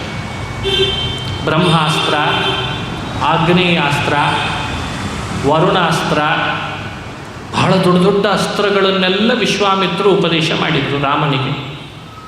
ಎಲ್ಲ ಕಿವಿ ತುಂಬ ಕೇಳಿದ. ರಾಮ ಪರದೈವ ನೋಡಿದರೆ ಅವನಿಗೆ ಯಾವ ಅಸ್ತ್ರದ ಉಪದೇಶದ ಅವಶ್ಯಕತೆ ಇಲ್ಲ. ಆದರೆ ಕಿವಿ ತುಂಬ ಶ್ರದ್ಧೆಯಿಂದ ಕೂತು ಕೇಳ್ತಿದ್ದಂತೆ ರಾಮ. ಎಲ್ಲ ಗೊತ್ತೇ ಇದೆ, ಗೊತ್ತಿದ್ದರೂ ಕೇಳ್ತಿದ್ದಂತೆ. ವಿಶ್ವಾಮಿತ್ರರು ಹೇಳೋಷ್ಟು ಹೇಳಿ ಹೇಳಿ ಹೇಳಿ ಮುಗಿಸಿದ ಮೇಲೆ ರಾಮ, ನನಗೆ ಗೊತ್ತಿದ್ದ ಎಲ್ಲ ಅಸ್ತ್ರಗಳನ್ನು ನಿನಗೆ ಹೇಳಿದ್ದೇನೆ ಅಂದ್ರಂತೆ. ಬಹಳ ಸಂತೋಷ ಅಂದ ರಾಮ. ಬಹಳ ಸಂತೋಷ, ನೀವು ನನಗೆ ಹೇಳಿದ್ರಿಂದ ಈಗೇನು ಮಂತ್ರಗಳನ್ನು ಉಪದೇಶ ಮಾಡಿದ್ರಲ್ಲ ಅವುಗಳಿಗೆಲ್ಲ ಶಕ್ತಿ ಜಾಸ್ತಿ ಆಯಿತು ಅಂತಂದಂತೆ ರಾಮಚಂದ್ರ. ವಿಶ್ವಾಮಿತ್ರರು ಕೇಳ್ತಾರೆ, ಸ್ವಾಮಿ, ನಾನು ನಿನಗೆ ಒಪ್ಪಿಸಿದ್ದಷ್ಟೇ, ನಿನಗೆ ಉಪದೇಶ ಮಾಡಿಲ್ಲ, ಶಕ್ತಿ ಜಾಸ್ತಿ ಆಯಿತು ಅಂತ ಇದ್ದಿ, ಏನು ಶಕ್ತಿ ಜಾಸ್ತಿ ಆದದ್ದು ಅಂದರೆ ಅಂತ ಕೇಳಿದೆ. ನೋಡಿ ವಿಶ್ವಾಮಿತ್ರರೇ, ಗುರುಗಳಿಗೆ ಹೇಳ್ತಾನೆ ರಾಮ, ಇಷ್ಟು ದಿನ ಆ ಮಂತ್ರಗಳನ್ನು ಬೇರೆ ಬೇರೆಯವರೆಲ್ಲ ಹೇಳಿ ಹೇಳಿ ಅಸ್ತ್ರಗಳನ್ನು ಬಿಡ್ತಾ ಇದ್ರಲ್ಲ, ಬಹಳ ಜನ ಮಂತ್ರ ಹೇಳಿದ್ರಿಂದ ಮಂತ್ರಗಳ ಶಕ್ತಿ ಕಡಿಮೆ ಆಗಿತ್ತು. ಈಗ ನಾನು ಹೇಳಿದ್ದೆಲ್ಲ ಮಂತ್ರಗಳ ಶಕ್ತಿ ಜಾಸ್ತಿ ಆಯಿತು ಅಂತಲ್ಲ. ನೋಡಿ, ಮಂತ್ರಗಳಲ್ಲಿಯೂ ಶಕ್ತಿ ತುಂಬಿದ ಮಹಾನುಭಾವ ರಾಮ ಅಂತ ರಾಮಾಯಣ ಹೇಳ್ತದೆ. ಬೇರೆ ಬೇರೆಯವರು ಉಪಯೋಗಿಸಿದರೆ ಮಂತ್ರಗಳ ಶಕ್ತಿ ಕೊರತೆ ಆಗ್ತದಂತೆ ಕಾಲ ಕಳೀತಾ. ರಾಮನ ಕಿವಿಗೆ ಬಿದ್ದ ಕೂಡಲೇ ರಾಮ ಬಾಯಲ್ಲಿ ಹೇಳಿದ, ಆವಾಗ ಮಂತ್ರದ ಶಕ್ತಿ ಜಾಸ್ತಿ ಆಯ್ತಂತೆ, ಹೆಚ್ಚಾಯ್ತಂತೆ. ಇದಕ್ಕೆ ಮಂತ್ರೋದ್ಧಾರ ಅಂತ ಕರೀತಾರೆ. ಒಬ್ಬ ಮಹಾನುಭಾವರು ರಾಮಾಯಣದ ಬಗ್ಗೆ ಹೇಳುವಾಗ ಈ ವಿಷಯವನ್ನು ಹೀಗೆ ಹೇಳ್ತಾರೆ. ಎಷ್ಟು ಅದ್ಭುತ ನೋಡಿ. ಕಸ್ತೂರಿ, ನೀವು ನೋಡಿರ್ತೀರಿ, ಕಸ್ತೂರಿ ಸುಗಂಧ ಭರಿತವಾಗಿರ್ತದೆ. ಅದನ್ನು ನೀವು ಎಲ್ಲಿ ತಾಗಿಸಿದರೂ ಕೂಡ ಆ ತಾಗಿಸಿದ ವಸ್ತುಗಳೆಲ್ಲ ಕಸ್ತೂರಿಯಂತೆ ವಾಸನೆ ಬೀಳ್ತವೆ, ಸುವಾಸನೆಯನ್ನು ಬೀಳ್ತವೆ. ರಾಮ ಕಸ್ತೂರಿ ಇದ್ದಾಗಂತೆ. ರಾಮನ ಬಳಿಗೆ ವಿಶ್ವಾಮಿತ್ರರು ಒಪ್ಪಿಸಿದ ಮಂತ್ರಗಳೆಲ್ಲ ರಾಮನ ಬಾಯಿಯಿಂದ ಬಂದದ್ದಕ್ಕೆ ಕಸ್ತೂರಿಯಂತೆ ಅವು ಪರಿಮಳ ಭರಿತವಾದವಂತೆ ಅಂತ ಹೇಳ್ತಾರೆ. ದೊಡ್ಡವರ ಮಹಿಮೆನೇ ಹಾಗೆ. ದೇವರ ಬಳಿಗೆ ನಾವು ಏನನ್ನೇ ಕೊಟ್ಟರೂ ಆ ಒಳಗಿರುವ ವಸ್ತುವಿನಲ್ಲಿರುವ ಲೋಪದೋಷಗಳನ್ನು ದೇವರು ಸರಿಪಡಿಸಿ ನಮಗೆ ಕೊಡ್ತಾನಂತ. ಅದೇ ಅಲ್ವೇ ನೈವೇದ್ಯ ಅಂದರೆ. ದೇವರಿಗೆ ನೀವೇನೇ ಒಪ್ಪಿಸಿ ಆತ ತಗೊಂಡು ಬಾಯಲ್ಲಿ ಇಟ್ಕೊಳ್ಳೋದಿಲ್ಲ. ದೇವರ ಕಣ್ಣಿನಿಂದ ನೋಡ್ತಾನೆ, ನೀವೇ ತಗೊಳ್ರಿ ಅಂತಂತಾನೆ. ನನಗೆ ಯಾಕೆ ಕೊಡಬೇಕಾಗಾದರೆ ಅಂದರೆ, ನೀವು ತಿಂದಾಗ ನಿಮಗೆ ಇನ್ನೇನು ಆಗಬಾರ್ದು ಅಂತ ನಾನು ನೋಡಬೇಕು ಅಂತಂತಾನಂತೆ ಭಗವಂತ. ನನ್ನ ಭಕ್ತರಲ್ವೇ, ದೇವರಿಗೆ ಎಲ್ಲವನ್ನು ಒಪ್ಪಿಸಿ ನಾವು ತಗೊಳ್ಬೇಕು, ಸ್ವೀಕರಿಸಬೇಕು ಅನ್ನೋ ಪದ್ಧತಿ ಬಂದದ್ದೇ ಅದಕ್ಕಾಗಿ ಇರುತ್ತೆ. ಏನೇ ಮಾಡು, ಒಂದು ಒಳ್ಳೆ ಹೊಸ ಬಟ್ಟೆ ತಂದೀಯಾ, ದೇವರಿಗೆ ಅರ್ಪಿಸಿ ನೀನು ಅದನ್ನು ತೊಡು. ಒಳ್ಳೆ ಆಭರಣ ಮಾಡಿಸ್ಕೊಂಡು ಬಂದೀಯಾ, ದೇವರಿಗೆ ಅರ್ಪಿಸಿ ನೀನು ಅದನ್ನು ಹಾಕೋ. ಒಳ್ಳೆ ಮನೆ ಕಟ್ಟಿಸಿದೆಯಾ, ದೇವರ ಆರಾಧನೆ ಮಾಡಿ ನೀನು ಅದನ್ನು ವಾಸ ಮಾಡಲಿಕ್ಕೆ ಇಟ್ಕೋ. ವಾಹನ ಖರೀದಿ ಮಾಡಿದೆಯಾ, ದೇವರ ಪೂಜೆ ಅಂತ ಮಾಡಿ ನೀನು ಅದನ್ನು ಉಪಯೋಗಿಸು. ಪುಸ್ತಕ ತಂದೆಯಾ, ದೇವರ ಮುಂದಿಟ್ಟು ತಗೋ. ಯಾಕೆ ಅಂದರೆ ಆ ಪುಸ್ತಕ, ವಾಹನ, ಮನೆ, ಆಭರಣ, ಮಾಡಿದ ಆಹಾರ, ತಿಂಡಿ ತಿನಿಸುಗಳು ಎಲ್ಲದರೊಳಗೂ ಲೋಪದೋಷ ಇರ್ತದೆ. ರಾಮನಿಗೆ ಒಪ್ಪಿಸಿ ಬಿಟ್ಟರೆ ಅದನ್ನು ಸರಿಪಡಿಸಿ ನಮಗದನ್ನು ಉಪಯೋಗಿಸ್ಲಿಕ್ಕೆ ಕೊಡ್ತಾನಂತೆ. ಇತ್ತೀಚಿನ ದಿನಗಳಲ್ಲಿ ಕೆಲವು ಬಂಗಾರದ ಅಂಗಡಿಗಳಲ್ಲಿ ಒಂದು ಮಾತು ಹಾಕ್ತಾರೆ, ನೀವು ನೋಡಿರಬೇಕು. ಏನು ಅಂದರೆ, ಇದನ್ನು ನಾವು ಇಂಥ ಲ್ಯಾಬ್ನಲ್ಲಿ ಟೆಸ್ಟ್ ಮಾಡಲಾಗಿದೆ ಅಂತ ಹಾಕ್ತಾರೆ. ಬಂಗಾರ ಹಾಗೂ ಬೆಳ್ಳಿ, ಇದು 24 ಕ್ಯಾರೆಟ್ ಬಂಗಾರ ಅಂತ ಹೇಳ್ತಾರೆ. ಇದರಲ್ಲಿ ಇಷ್ಟು % ನಿಮಗೆ ಖಾತ್ರಿ ಬಂಗಾರ ಸಿಕ್ಕೇ ಸಿಗ್ತದೆ, ಬೇಕಂದ್ರೆ ನೀವು ಆ ಲ್ಯಾಬ್ನಲ್ಲಿ ಟೆಸ್ಟ್ ಮಾಡಿಸಿ, ನಮಗೆ ಅವರು ಸರ್ಟಿಫಿಕೇಟ್ ಕೊಟ್ಟಿದ್ದಾರೆ. ಹೀಗಾಗ್ತದೋ ಇಲ್ಲ ಈಗ ಮೌಲ್ಯ ಪರೀಕ್ಷೆ. ಹಾಗೆ ಭಗವಂತ ರಾಮ ದೇವರು ಅಂದರೆ ನಿಮ್ಮೆಲ್ಲ ಏನೇ ವಸ್ತುಗಳನ್ನು ನಾವು ಉಪಯೋಗಿಸ್ಬೇಕಾದರೂ ಅದರದ್ದೇ ಆದ ಮೌಲ್ಯವನ್ನು ಪರಮಾತ್ಮ ಪರೀಕ್ಷೆ ಮಾಡಿ ಅದನ್ನು ಸರಿಪಡಿಸಿ ನಮಗೆ ಕೊಡ್ತಾನೆ ಅಂತ ಅರ್ಥ. ಹೀಗೆ ವಿಶ್ವಾಮಿತ್ರರು ಮಂತ್ರೋಪದೇಶ ಮಾಡಿದಾಗ ರಾಮ ಮಂತ್ರಗಳನ್ನು ಸ್ವೀಕರಿಸಿದ. ಆದರೆ ಅದರೊಳಗಿದ್ದಂತಹ ಅಶಕ್ತಿಯನ್ನು ಸರಿಪಡಿಸಿ ಸಶಕ್ತವಾಗಿ ಮಂತ್ರವನ್ನು ಜಗತ್ತಿಗೆ ಕೊಟ್ಟ. ಇದು ರಾಮನ ಮಂತ್ರೋಪದೇಶದ ಕಥೆ ಅಂತ ಚಿಂತನೆ ಮಾಡಿದ್ದಾರೆ. ಇನ್ನು ರಾಮ ಯುದ್ಧ ಮಾಡಿದ. ವಿಶ್ವಾಮಿತ್ರರು ಮಾಡ್ತಾ ಇದ್ದಂಥ ಯಾಗವನ್ನು ರಕ್ಷಣೆ ಮಾಡಬೇಕು ಅಂತ 6 ರಾತ್ರಿಗಳ ಕಾಲ ನಿದ್ರೆ ಬಿಟ್ಟು ಯುದ್ಧ ಮಾಡಿದ. 6 ರಾತ್ರಿ, 6 ದಿನ ರಾತ್ರಿ ರಾಕ್ಷಸರು ಯಾರೇ ಬರಲಿ ನಾನು ಕೊಲ್ತೇನೆ ಅಂತ ರಕ್ಷಕನಾಗಿ ನಿಂತುಕೊಂಡ. ಸುಬಾಹು, ಮಾರೀಚ, ತಾಟಕ ಇವರೆಲ್ಲ ದೊಡ್ಡ ದೊಡ್ಡ ರಾಕ್ಷಸರು. ವಿಶ್ವಾಮಿತ್ರರು ಮಾಡ್ತಾ ಇದ್ದ ಲೋಕ ಕಲ್ಯಾಣದ ಯಜ್ಞಕ್ಕೆ ಅವರೆಲ್ಲ ಮಾಡಲಿಕ್ಕೆ ಬಂದ್ರಂತೆ, ವಿಘ್ನ ಮಾಡಲಿಕ್ಕೆ. ಆದರೆ ರಾಮ ನಿಂತದ್ರಿಂದ ಸುಬಾಹು ಮಾರೀಚರ ಆಟ ನಡೀಲಿಲ್ಲ. ಅವರೆಲ್ಲ ರಾಕ್ಷಸರನ್ನು ಹೊಡೆದು ಓಡಿಸಿದ ರಾಮ. ವಿಶ್ವಾಮಿತ್ರರ ಯಜ್ಞ ಚೆನ್ನಾಗಿ ಮುನ್ನಡೆಯಿತು, ರಕ್ಷಣೆ ಆಯಿತು. ಇದು ರಾಮಾಯಣದಲ್ಲಿ ಬರುವಂಥ ಮತ್ತೊಂದು ಘಟನೆ. ಇದರ ಸಂದೇಶ ಏನು? ವಿಶ್ವಾಮಿತ್ರ ಯಜ್ಞ ಮಾಡಲಿಕ್ಕೆ ರಾಮನನ್ನು ಬರಮಾಡಿಕೊಂಡ. ರಕ್ಷಕರು ಬೇಕು ಅಂತ ಕೇಳಿಕೊಂಡ. ರಕ್ಷಕನಾದ ರಾಮ ಎಲ್ಲ ರೀತಿಯಿಂದ ರಕ್ಷಣೆಯನ್ನು ರಾಮ ಒದಗಿಸಿದ. ಯಜ್ಞ ಸಂಪೂರ್ಣ ಆಯಿತು, ಲೋಕದಲ್ಲೆಲ್ಲ ಶಾಂತಿ ಉಂಟಾಯಿತು ಅಂತ ಕಥೆ. ಇದನ್ನು ನಾವು ಹೇಗೆ ತಿಳಿಬೇಕು ಅಂತ ಹೇಳಿಕೊಡ್ತಾರೆ ಹಿರಿಯರು. ನಮ್ಮ ಬದುಕಿನಲ್ಲಿ ನಾವು 3 ಬಿಡಬಾರ್ದು ಅಂತಾರೆ ನೋಡಿ. ಈ ಸಂದೇಶ ನೆನಪಿಟ್ಟುಕೊಳ್ಳಿ, 3 ಯಾವತ್ತೂ ಬಿಡಬಾರ್ದಂತ. ಯಾವ್ಯಾವುದು? ಯಜ್ಞ, ದಾನ, ತಪಸ್ಸು. ಇದು ಶಾಸ್ತ್ರ ಹೇಳಿಕೊಡೋದು. ಯಜ್ಞ, ದಾನ, ತಪಸ್ಸು 1 ದಿನವೂ ಬಿಡಬಾರ್ದು. ನಮಗೆ ಸಾಧ್ಯವಾಗುವ ರೀತಿಯಲ್ಲಿ ನಾವು ಯಜ್ಞ ಮಾಡಬೇಕು, ನಮಗೆ ಸಾಧ್ಯವಾಗುವ ರೀತಿಯಲ್ಲಿ ದಾನ ಮಾಡಬೇಕು, ನಮಗೆ ಸಾಧ್ಯವಾಗುವ ರೀತಿಯಲ್ಲಿ ತಪಸ್ಸನ್ನು ಮಾಡಬೇಕು. ಯಜ್ಞ ಅಂದ ಕೂಡಲೇ ದೊಡ್ಡ ಕುಂಡ ಹಾಕಿ ತುಪ್ಪ ಹಾಕಿ ಹೀಗೆ ಅಂತ ಆಹುತಿಗಳನ್ನು ಕೊಡು, ಅದೇ ಯಜ್ಞ ಅಂತ ತಿಳ್ಕೊಳ್ಬಾರ್ದು. ಯಜ್ಞ ಬೇರೆ ಬೇರೆ ಥರ ಇದೆ, ಒಬ್ಬೊಬ್ಬರಿಗೆ ಒಂದೊಂದು ರೀತಿ ಯಜ್ಞ ಇದೆ. ತಪಸ್ಸು ಅಂತಂದರೆ, ಈಗೆಲ್ಲ ತಪಸ್ಸು ಅಂದರೆ ಕೆಲವರು ಹೆದರುತ್ತಾರೆ. ತಪಸ್ಸು ಅಂದರೆ ಏನು ಮಾಡಬೇಕು ಅಂತ. ಕೆಲವರಿಗೆಲ್ಲ ತಪಸ್ಸು ಅಂದರೆ ಏನು, ತುಂಬ ಗಡ್ಡ ಬೆಳೆಸಬೇಕು, ಗಡ್ಡ ಬೆಳೆದಿರಬೇಕು, ತಲೆ ಕೂದಲೆಲ್ಲ ಬೆಳೆದಿರಬೇಕು, ಬಟ್ಟೆ ಸರಿಯಾಗಿ ಹಾಕ್ಕೊಳ್ಬಾರ್ದು, ಕಾಡಿನಲ್ಲಿ ಎಲ್ಲಾದರೂ ಹೋಗಿ ಕೂತ್ಕೊಂಡು ಹೀಗೆ ಅದೇ ತಪಸ್ಸು ಅಂತ ತಿಳಿಬಾರ್ದು. ದಾನ ಅಂದರೆ ನಮ್ಮ ಹತ್ರ ಇದ್ದದ್ದನ್ನೆಲ್ಲ ಇನ್ನೊಬ್ರಿಗೆ ಕೊಟ್ಬಿಡು, ಅದೇ ದಾನ ಅಂತ ಅಷ್ಟೇ ಅಲ್ಲ. ಯಜ್ಞೋ ದಾನಂ ತಪಶ್ಚೈವ. ನೋಡಿ ಎಂಥ ಮಾತು.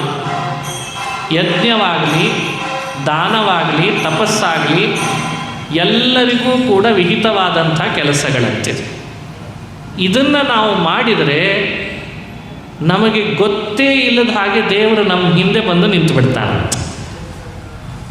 ಎಲ್ಲರೂ ಮಾಡಲಿ, ನಾನು ಅವರಿಗೆ ರಕ್ಷಕನಾಗ್ತೇನೆ ಅಂತಾನೆ ಭಗವಂತ. ಯಜ್ಞ, ಈಗ ನೋಡಿ ನಾವು ನೀವು ಇಲ್ಲಿದ್ದೇವೆ, ನಮಗೆ ವಿಹಿತವಾದ ಯಜ್ಞ ಅಂದರೆ ನಾವು ಯಾವುದು ಮಾಡಲಿಕ್ಕೆ ಸಾಧ್ಯ?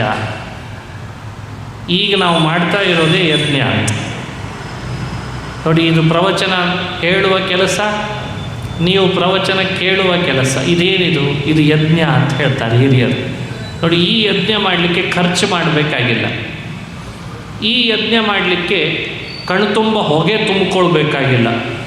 ನೀವು ಆ ಯಜ್ಞ ಮಾಡಲಿಕ್ಕೆ ಹೋದರೆ ಹೊಗೆ ಆಗಿಬಿಡ್ತದೆ, ಕಣ್ಣಲ್ಲೆಲ್ಲ ನೀರು ಬರಲಿಕ್ಕೆ ಶುರುವಾಗ್ತದೆ. ನಮಗೆ ಅದೇ ಯಜ್ಞ ಮಾಡಬೇಕಿಲ್ಲ, ಈ ಯಜ್ಞ ಮಾಡ್ಬೋದಲ್ಲ. ಇದಕ್ಕೆ ಜ್ಞಾನ ಯಜ್ಞ ಅಂತ ಅದಕ್ಕೆ ಕರೀತಾರೆ. ಸಾಧ್ಯವಾದಷ್ಟು ಮನುಷ್ಯ ಈ ಯಜ್ಞ ಹೆಚ್ಚು ಮಾಡಲಿಕ್ಕೆ ಪ್ರಯತ್ನ ಪಡಬೇಕು. ಏನೆಲ್ಲ ಶಾಸ್ತ್ರ, ರಾಮಾಯಣ, ಮಹಾಭಾರತ, ಭಗವದ್ಗೀತೆ ಅವುಗಳನ್ನು ಕಿವಿ ತುಂಬ ಕೇಳೋದು ಒಂದು ದೊಡ್ಡ ಯಜ್ಞ ಅಂತ ಹಿರಿಯರು ಹೇಳಿದ್ದು. ಅಲ್ಲ, ಇಲ್ಲಿ ಎಲ್ಲಿ ಕುಂಡನೇ ಇಲ್ಲಲ್ಲ, ಆಹುತಿ ಹಾಕ್ಲಿಕ್ಕೆ ಆಹುತಿನೇ ಇಲ್ಲಲ್ಲ, ಹಾಗನ್ನಬಾರ್ದು. ನಮ್ಮ ಕಿವಿಗಳೇ ಆಹುತಿ ಅಂತೆ, ಕಿವಿಗಳೇ ಕುಂಡ ಅಂತೆ. ನಾವು ಬಾಯಿಂದ ಹೇಳಿದ ಪ್ರತಿ ಮಾತುಗಳು ಕೂಡ ದೇವರಿಗೆ ನಾವು ಕೊಡ್ತಾ ಇರುವ ಆಹುತಿ ಅಂತ. ಹಾಗಾಗಿ ಪ್ರವಚನವನ್ನು ಹೇಳೋದು ಕೇಳೋದು ಇಬ್ಬರಿಗೂ ಯಜ್ಞ ಅಂತ ಆಯ್ತಂತೆ. ಶ್ರೀಕೃಷ್ಣ ಭಗವದ್ಗೀತೆಯಲ್ಲಿ ಅನೇಕ ವಿಧ ಯಜ್ಞಗಳನ್ನು ಹೇಳಿ ಜ್ಞಾನಯಜ್ಞವನ್ನು ಬಹಳ ಕೊಂಡಾಡ್ತಾನೆ. ಜ್ಞಾನ ಯಜ್ಞ ಪರಂತಪ ಅಂತಾನೆ. ಇದನ್ನು ಎಲ್ಲರೂ ಮಾಡ್ಬೋದು ಜ್ಞಾನಯಜ್ಞವನ್ನು. ಹಾಗಾಗಿ ಯಜ್ಞ ಆಯಿತು. ತಪಸ್ಸು ಅಂದರೆ ಏನು? ಯಜ್ಞೋ ದಾನಂ ತಪಶ್ಚೈವ ಅನ್ನೋಲ್ಲಿ ತಪಸ್ಸು, ದಾನ ತಪಸ್ಸು ಇನ್ನೆರಡು ಹೇಳ್ತಾನೆ. ತಪಸ್ಸು ಅಂದರೆ ಯಾವುದು? ಆಗಲೇ ಹೇಳಿದೆ, ತಪಸ್ಸು ಅಂದರೆ ಗಡ್ಡ ಬಿಡಬೇಕು, ತಪಸ್ಸು ಅಂದರೆ ಜಟೆ ಬಿಡಬೇಕು, ಅದು ತಪಸ್ಸಲ್ಲ. ಅದು ಅವರಿಗೆ ತಪಸ್ಸು, ಅದನ್ನೇ ಮಾಡಬೇಕಾದವರು ಇದ್ದಾರೆ, ಅವರಿಗೆ ಅದು ತಪಸ್ಸು. ನಮಗೆ ಯಾವುದು ತಪಸ್ಸು ಅಂದರೆ ದೇಹವನ್ನು ಚೆನ್ನಾಗಿ ದಂಡಿಸೋದೇನೆ ತಪಸ್ಸಂತ. ತಪ ಅಂದರೆ ಆ ತಪ, ದೇಹ ದಂಡಿಸ್ಬೇಕು. ದೇಹ ದಂಡಿಸದೆ ಹೋದರೆ ತಪಸ್ಸು ಮಾಡಲಿಲ್ಲ ಅಂತ ಶಿಕ್ಷೆ ಆಗ್ತಾನಂತೆ ದೇವರು. ನೋಡಿ, ಇತ್ತೀಚೆಗೆ ದೇಹ ದಂಡಿಸೋದು ಕಡಿಮೆ ಆಗಿಬಿಟ್ಟಿದೆ. ಮನುಷ್ಯ ದೇಹದಿಂದ ಏನೂ ಮಾಡಲಿಕ್ಕೂ ಅಲ್ಲ, ಕೂತಲ್ಲೇ ಕೂತಿರ್ತಾನೆ, ಲ್ಯಾಪ್ಟಾಪ್ ಹಿಡ್ಕೊಂಡು ಕೊಡ್ತಾನೆ ಭಾಳ ಕಡೆ, ಹೀಗೆ ಹೀಗೆ ಹೀಗೆ ಮಾಡ್ತಾನೆ. ಹೀಗಾಗಿ ಬೆರಳೆಲ್ಲ ಹಾಗೆ ಆಗಿಬಿಟ್ಟಿರ್ತಾನೆ. ರಾತ್ರಿ ಮಲಗಿದಾಗಲೂ ಕೆಲವರು ಹೀಗೆ ಹೀಗೆ ಅಂತಿರ್ತಾರೆ, ಏನು ಮಾಡ್ತಿದ್ದಾನೆ ಗೊತ್ತಿಲ್ಲ ನಮಗೆ. ಮನುಷ್ಯ ದೈಹಿಕವಾಗಿ ಮಾಡಬೇಕಾದಂತಹ ಕಾರ್ಯಗಳನ್ನು ಮಾಡಿದರೆ ಅದೇ ಅವನಿಗೆ ತಪಸ್ಸು ಅಂತ ಹೇಳ್ತಾರೆ. ಅದಕ್ಕೆ ಕಾಯಕ್ಲೇಶಾತ್ಮಕಂ ತಪಃ ಅಂತ ಹಿರಿಯರು ಬರೀತಾರೆ. ದೇಹವನ್ನು ಕರ್ತವ್ಯದಲ್ಲಿ ತೊಡಗಿಸು, ಕಾಯಿಕವನ್ನು ಮಾಡು. ಅಲ್ಲ, ಈಗ ಸಾಫ್ಟ್ವೇರ್ ಅಂತ ಆಗ್ತಾರೆ, ಅವರಿಗೆ ಅದೇ ಕಾಯಕ, ಅವ್ರಿಗೆ ಬೇರೆ ಕೆಲಸನ ಆಗಲ್ಲವಂತೆ, ಅದು ಅವ್ರಿಗೆ ಕಾಯಕನೇ, ತಪಸ್ಸೆ ಅವರಿಗೆ. ಯಾಕಂದರೆ ಅವರು ಕಂಪ್ಯೂಟರ್ ಮುಂದೆ ಕೂತು ಮಾಡಬೇಕು, ಅದು ತಪಸ್ಸೆ ಅವರಿಗೆ. ಅಷ್ಟೊತ್ತು ಕೂಡಬೇಕಲ್ಲ, 12 ತಾಸು ಕೂಡ್ತಾರೆ, 8 ತಾಸು ಕೂಡ್ತಾರೆ. ಪ್ರತಿಯೊಬ್ಬ ಮನುಷ್ಯನು ದೈಹಿಕವಾಗಿ ಕ್ಲೇಶ ಪಡುವಂತೆ ಕಾಯಕವನ್ನು ಮಾಡಿದ ಅಂದರೆ ಅದು ಅವನಿಗೆ ತಪಸ್ಸು ಅಂತ ಆಗ್ತದೆ. ದಾನ ಅಂದರೆ ಬಹಳ ಥರ ಹೇಳ್ತಾರೆ. ಸಾಧ್ಯವಾದರೆ ನಿಮ್ಮ ಹತ್ರ ಇದ್ದಂಥ ದ್ರವ್ಯವನ್ನು ಒಬ್ಬರಿಗೆ ಸಹಾಯ ಆಗಲಿ ಅಂತ ಕೊಡೋದೇ ದೊಡ್ಡ ದಾನ ಅಂತ. ಇದು ದಾನ. ದೇವರೇ ಕೊಟ್ಟ ಸಂಪತ್ತು, ಪ್ರಾಮಾಣಿಕವಾಗಿ ದುಡಿದ ಸಂಪತ್ತು, ಇನ್ನು 4 ಜನರಿಗೆ ಉಪಯೋಗ ಆಗಲಿ ಅಂತ ಕೊಡೋದಕ್ಕೆ ದಾನ ಅಂತ ಕರೀತಾರೆ. ದಾನದಲ್ಲಿಯೂ ಬೇರೆ ಬೇರೆ ಪ್ರಭೇದ ಇದೆ. ಸ್ವಲ್ಪ ಸದ್ಯಕ್ಕೆ ಇಷ್ಟು ಸಾಮಾನ್ಯ ಅರ್ಥ ತಿಳ್ಕೊಂಡ್ರೂ ಸಾಕು. ಯಜ್ಞ ದಾನಂ ತಪಶ್ಚೈವ ಅಂತ ದಾನ ಯಜ್ಞ ತಪಸ್ಸು ಅಂತ 3 ಹೇಳಿದ್ದಾರೆ. ಇವು ಪರಮಾತ್ಮನಿಗೆ ಬಹಳ ಪ್ರಿಯಕರವಾದ ಕೆಲಸಗಳಂತೆ. ಇದನ್ನು ಯಾರು ಮಾಡ್ತಾರೋ ಅವರಿಗೆ ತಾನು ರಕ್ಷಕನಾಗಿ ಹಿಂದೆ ಬರ್ತಾನಂತೆ. ಅದನ್ನು ತೋರಿಸ್ಬೇಕು ಅಂಥೇಳಿ ರಾಮಚಂದ್ರ ಯಜ್ಞ ಮಾಡ್ತೀನಿ ರಾಮ ನೀ ರಕ್ಷಕನಾಗಿ ಬಾ ಅಂತ ಕರೆದು ಕೂಡಲೇ ವಿಶ್ವಾಮಿತ್ರರನ್ನು ಹಿಂಬಾಲಿಸ್ಕೊಂಡು ಬಂದ. ಇದು ಒಂದರ್ಥ. ಇನ್ನೊಂದು ಅಭಿಪ್ರಾಯ, ರಾಮ 6 ರಾತ್ರಿಗಳ ಕಾಲ ಬಿಡದೆ ವಿಶ್ವಾಮಿತ್ರ ಯಜ್ಞ ರಕ್ಷಿಸಿದ ಅನ್ನೋದರ ಅಭಿಪ್ರಾಯ ಇನ್ನೊಂದು ತಿಳ್ಕೊಳ್ಬೇಕು. ನಾವು ಮಾಡ್ತಾ ಇರುವ ಜೀವನ ಇದೆಯಲ್ಲ, ಆ ಜೀವನವೇ ಒಂದು ಯಜ್ಞ ಅಂತ. ಅದು ಬಹಳ ಪವಿತ್ರವಾದದ್ದು ಯಜ್ಞ. ನಮ್ಮ ಜೀವನವೂ ಯಜ್ಞ ಆಗಬೇಕು.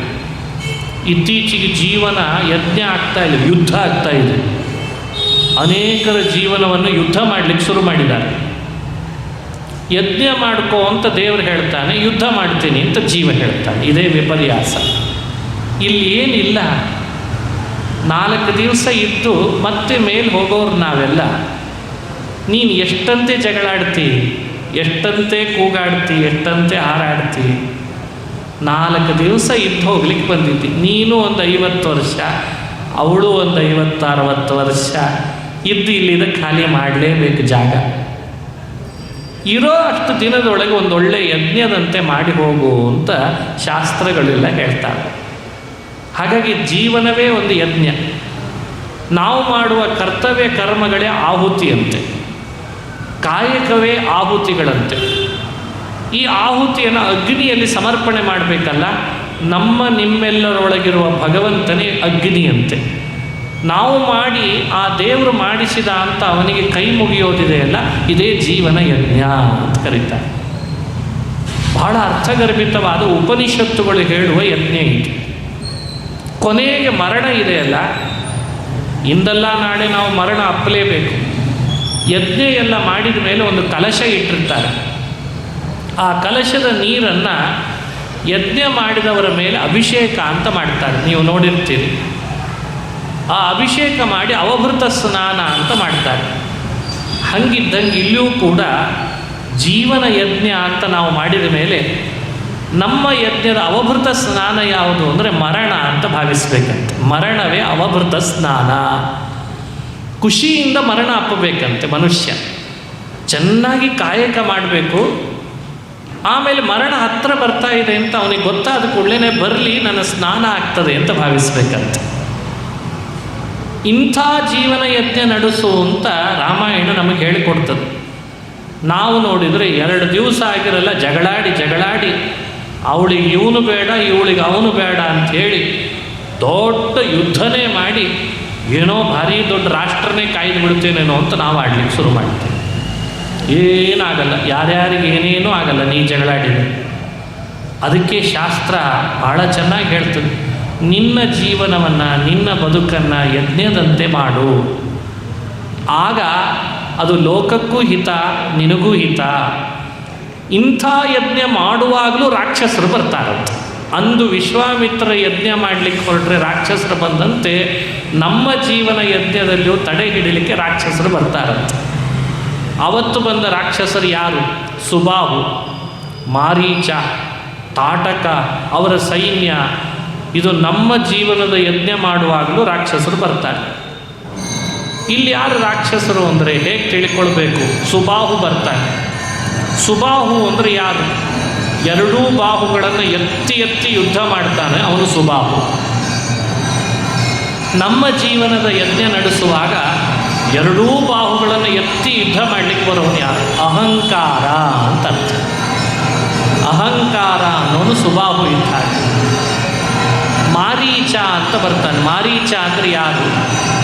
ಬಹಳ ನೀಚತನ, ನಿಕೃಷ್ಟತನ, ಅಷ್ಟು ಸುಳ್ಳು, ಮೋಸ, ವಂಚನೆ, ಇದೇ ಮಾರೀಚ ಅಂತ. ನಾವು ಜೀವನ ಯಜ್ಞ ನಡೆಯುವಾಗ ನಮ್ಮ ಎದುರುಗಡೆ ಅಂಥವರೇ ಬಂದು ನಿಲ್ತಾರೆ. ನೀಚತನ ಇರ್ತದೆ, ಸುಳ್ಳು ಹೇಳೋರು, ವೇಷ ಬದಲಾಯಿಸ್ಕೊಂಡು ಬರೋರು, ಇನ್ನೇನೋ ಮಾತಾಡೋರು, ಬರೀ ಸೋಗು ಹಾಕೋರು, ಇವರೆಲ್ಲ ಮಾರೀಚ. ಸುಬಾಹು, ಮಾರೀಚ. ತಾಟಕೆ ಬಂದಂತೆ. ತಾಟಕೆ ಯಾರು? ತಾಟಕಿ ಭಾಳ ವಿಚಿತ್ರ ಅವಳು, ನರಭಕ್ಷಕಿ. ಮುಂದೆ ಅವಳ ಕತೆ ಬರ್ತದೆ, ರಾಮ ಅವಳನ್ನು ಹೇಗೆ ಕೊಂದ ಅಂತ ಕತೆ ಬರ್ತದೆ.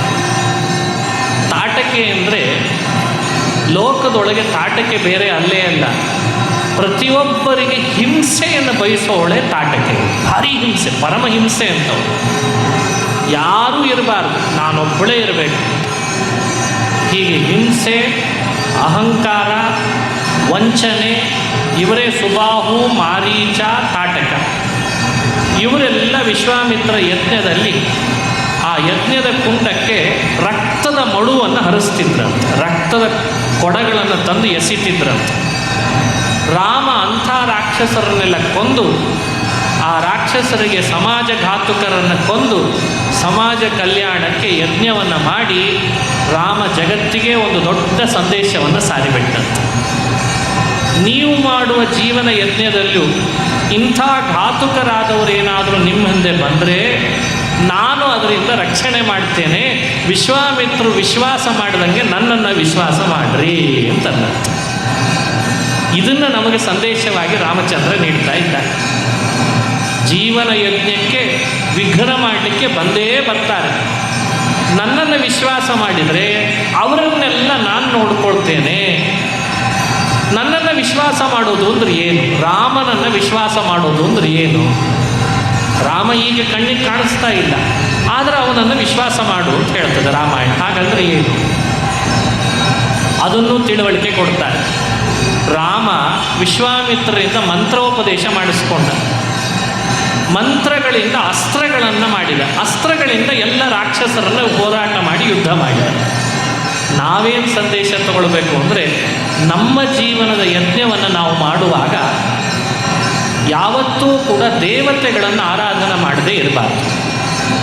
ಜೀವನ ಅಂದರೆ ನಮ್ಮ ಕಲ್ಪನೆ ಏನಿದೆ ಅಂದರೆ, ಒಂದು ಕೆಲಸ ಮಾಡಬೇಕು, ಕೆಲಸ ಮಾಡಿದ್ರಿಂದ ಇಷ್ಟು ಸಂಬಳ ಕೊಡ್ತಾರೆ, ಸಂಬಳ ತಂದಿದ್ದರಿಂದ ಬಂದದ್ದನ್ನು ಖರ್ಚು ಮಾಡಬೇಕು, ಮನೆ ಕಟ್ಟಬೇಕು, ವಾಹನ ಖರೀದಿ ಮಾಡಬೇಕು, ಬಡ್ಡಿ ಬರೋ ಹಾಗೆ ಮಾಡಿಕೊಡ್ಬೇಕು. ಇದು ನಮ್ಮ ಕಲ್ಪನೆಯಲ್ಲಿರೋ ಜೀವನ. ರಾಮಾಯಣ ಹೇಳ್ತಿರೋ ಜೀವನ ಎಂಥದ್ದು ಅಂದರೆ, ಇಲ್ಲಿಯೂ ಕೆಲಸ ಮಾಡಬೇಕು, ಮಾಡಿದ ಕೆಲಸದ ಹಿಂದೆ ಪರಲೋಕದಲ್ಲಿ ಏನಾಗ್ತದೆ ಅನ್ನೋ ಜವಾಬ್ದಾರಿ ನಮಗಿರಬೇಕು. ಇದು ರಾಮಾಯಣ ಕೊಡುವಂಥ ಜೀವನ. ಇಲ್ಲಿ ಕಾಯಕವನ್ನು ಮಾಡುವಾಗ ಕಾಯಕವನ್ನು ಪರಲೋಕದಲ್ಲಿರುವ ದೇವತೆಗಳು ನಮ್ಮ ಬಗ್ಗೆ ಏನು ಆಲೋಚನೆ ಮಾಡ್ತಾರೆ ಅಂತ ನಾವು ತಿಳಿಬೇಕಂತ. ಅದನ್ನು ರಾಮ ಹೇಳಿಕೊಡ್ತಾ ಇದ್ದಾನೆ. ಬ್ರಹ್ಮ, ಅಗ್ನಿ, ವರುಣ, ಇಂದ್ರ, ಚಂದ್ರ ಇವರೆಲ್ಲ ಅಸ್ತ್ರಗಳಾಗಿ ರಾಮನ ಮಾತಿನಂತೆ ರಾಕ್ಷಸರನ್ನೆಲ್ಲ ಅಸ್ತ್ರಗಳ ಪ್ರಯೋಗದ ಮೂಲಕ ಸಂಹಾರ ಮಾಡಿದ. ರಕ್ಷಕನಾಗಿ ರಾಮ ನಿಂತ. ಇದು ನಮಗೆ ಕೊಡೋ ತಿಳುವಳಿಕೆ ಅಲ್ಲವೇ? ನಾವು ಚಿಂತನೆ ಮಾಡಬೇಕು, ದೇವತೆಗಳನ್ನು ಒಲಿಸ್ಕೊಳ್ಬೇಕು. ಭೂಮಿಯನ್ನು ಬೆಳೆ ಬೆಳಿಲಿಕ್ಕೆ ಅಂತ ಉಪಯೋಗಿಸ್ತೇವೆ, ಮಲಗಲಿಕ್ಕೆ, ಮಲಮೂತ್ರಗಳನ್ನು ಮಾಡಲಿಕ್ಕೆ, ತುಳಿಲಿಕ್ಕೆ, ನಡಿಲಿಕ್ಕೆ. ಆದರೆ ಭೂಮಿಗೆ ಧನ್ಯವಾದ ಹೇಳಲ್ಲ, ಭೂಮಿಗೊಂದು ನಮಸ್ಕಾರ ಮಾಡಲ್ಲ, ಭೂಮಿ ತಾಯಿಯನ್ನು ಪ್ರಾರ್ಥನೆ ಮಾಡಲ್ಲ. ಆದರೆ ಭೂಮಿಯನ್ನು ಮಾತ್ರ ನಾವು ಉಪಯೋಗಿಸ್ತೇವೆ. ಇದು ಜೀವನನ ಅಂತ ಕೇಳ್ತಾರೆ. ಮಳೆ ಬರಲಿಕ್ಕೆ ಸೂರ್ಯ, ಮೋಡಗಳು ಬೇಕು. ಕೊಟ್ಟಂಥ ಸೂರ್ಯನನ್ನು, ಮೋಡಗಳನ್ನು ಒಂದು ದಿವಸವೂ ಪ್ರಾರ್ಥನೆ ಮಾಡಲ್ಲ, ಒಂದು ದಿನವೂ ಅವನಿಗೆ ಧನ್ಯವಾದ ಹೇಳಲ್ಲ, ನಮಸ್ಕಾರ ಮಾಡಲ್ಲ. ಆದರೆ ಮಳೆ ಮಾತ್ರ ಬರಬೇಕು. ಇದು ಜೀವನನ ಅಂತ ರಾಮಾಯಣ ಕೇಳ್ತದೆ. ಹಾಗೆ ಬೆಳೆ ಬೆಳಿಲಿಕ್ಕೆ ಅಂತ ಚಂದ್ರ ಬೇಕು.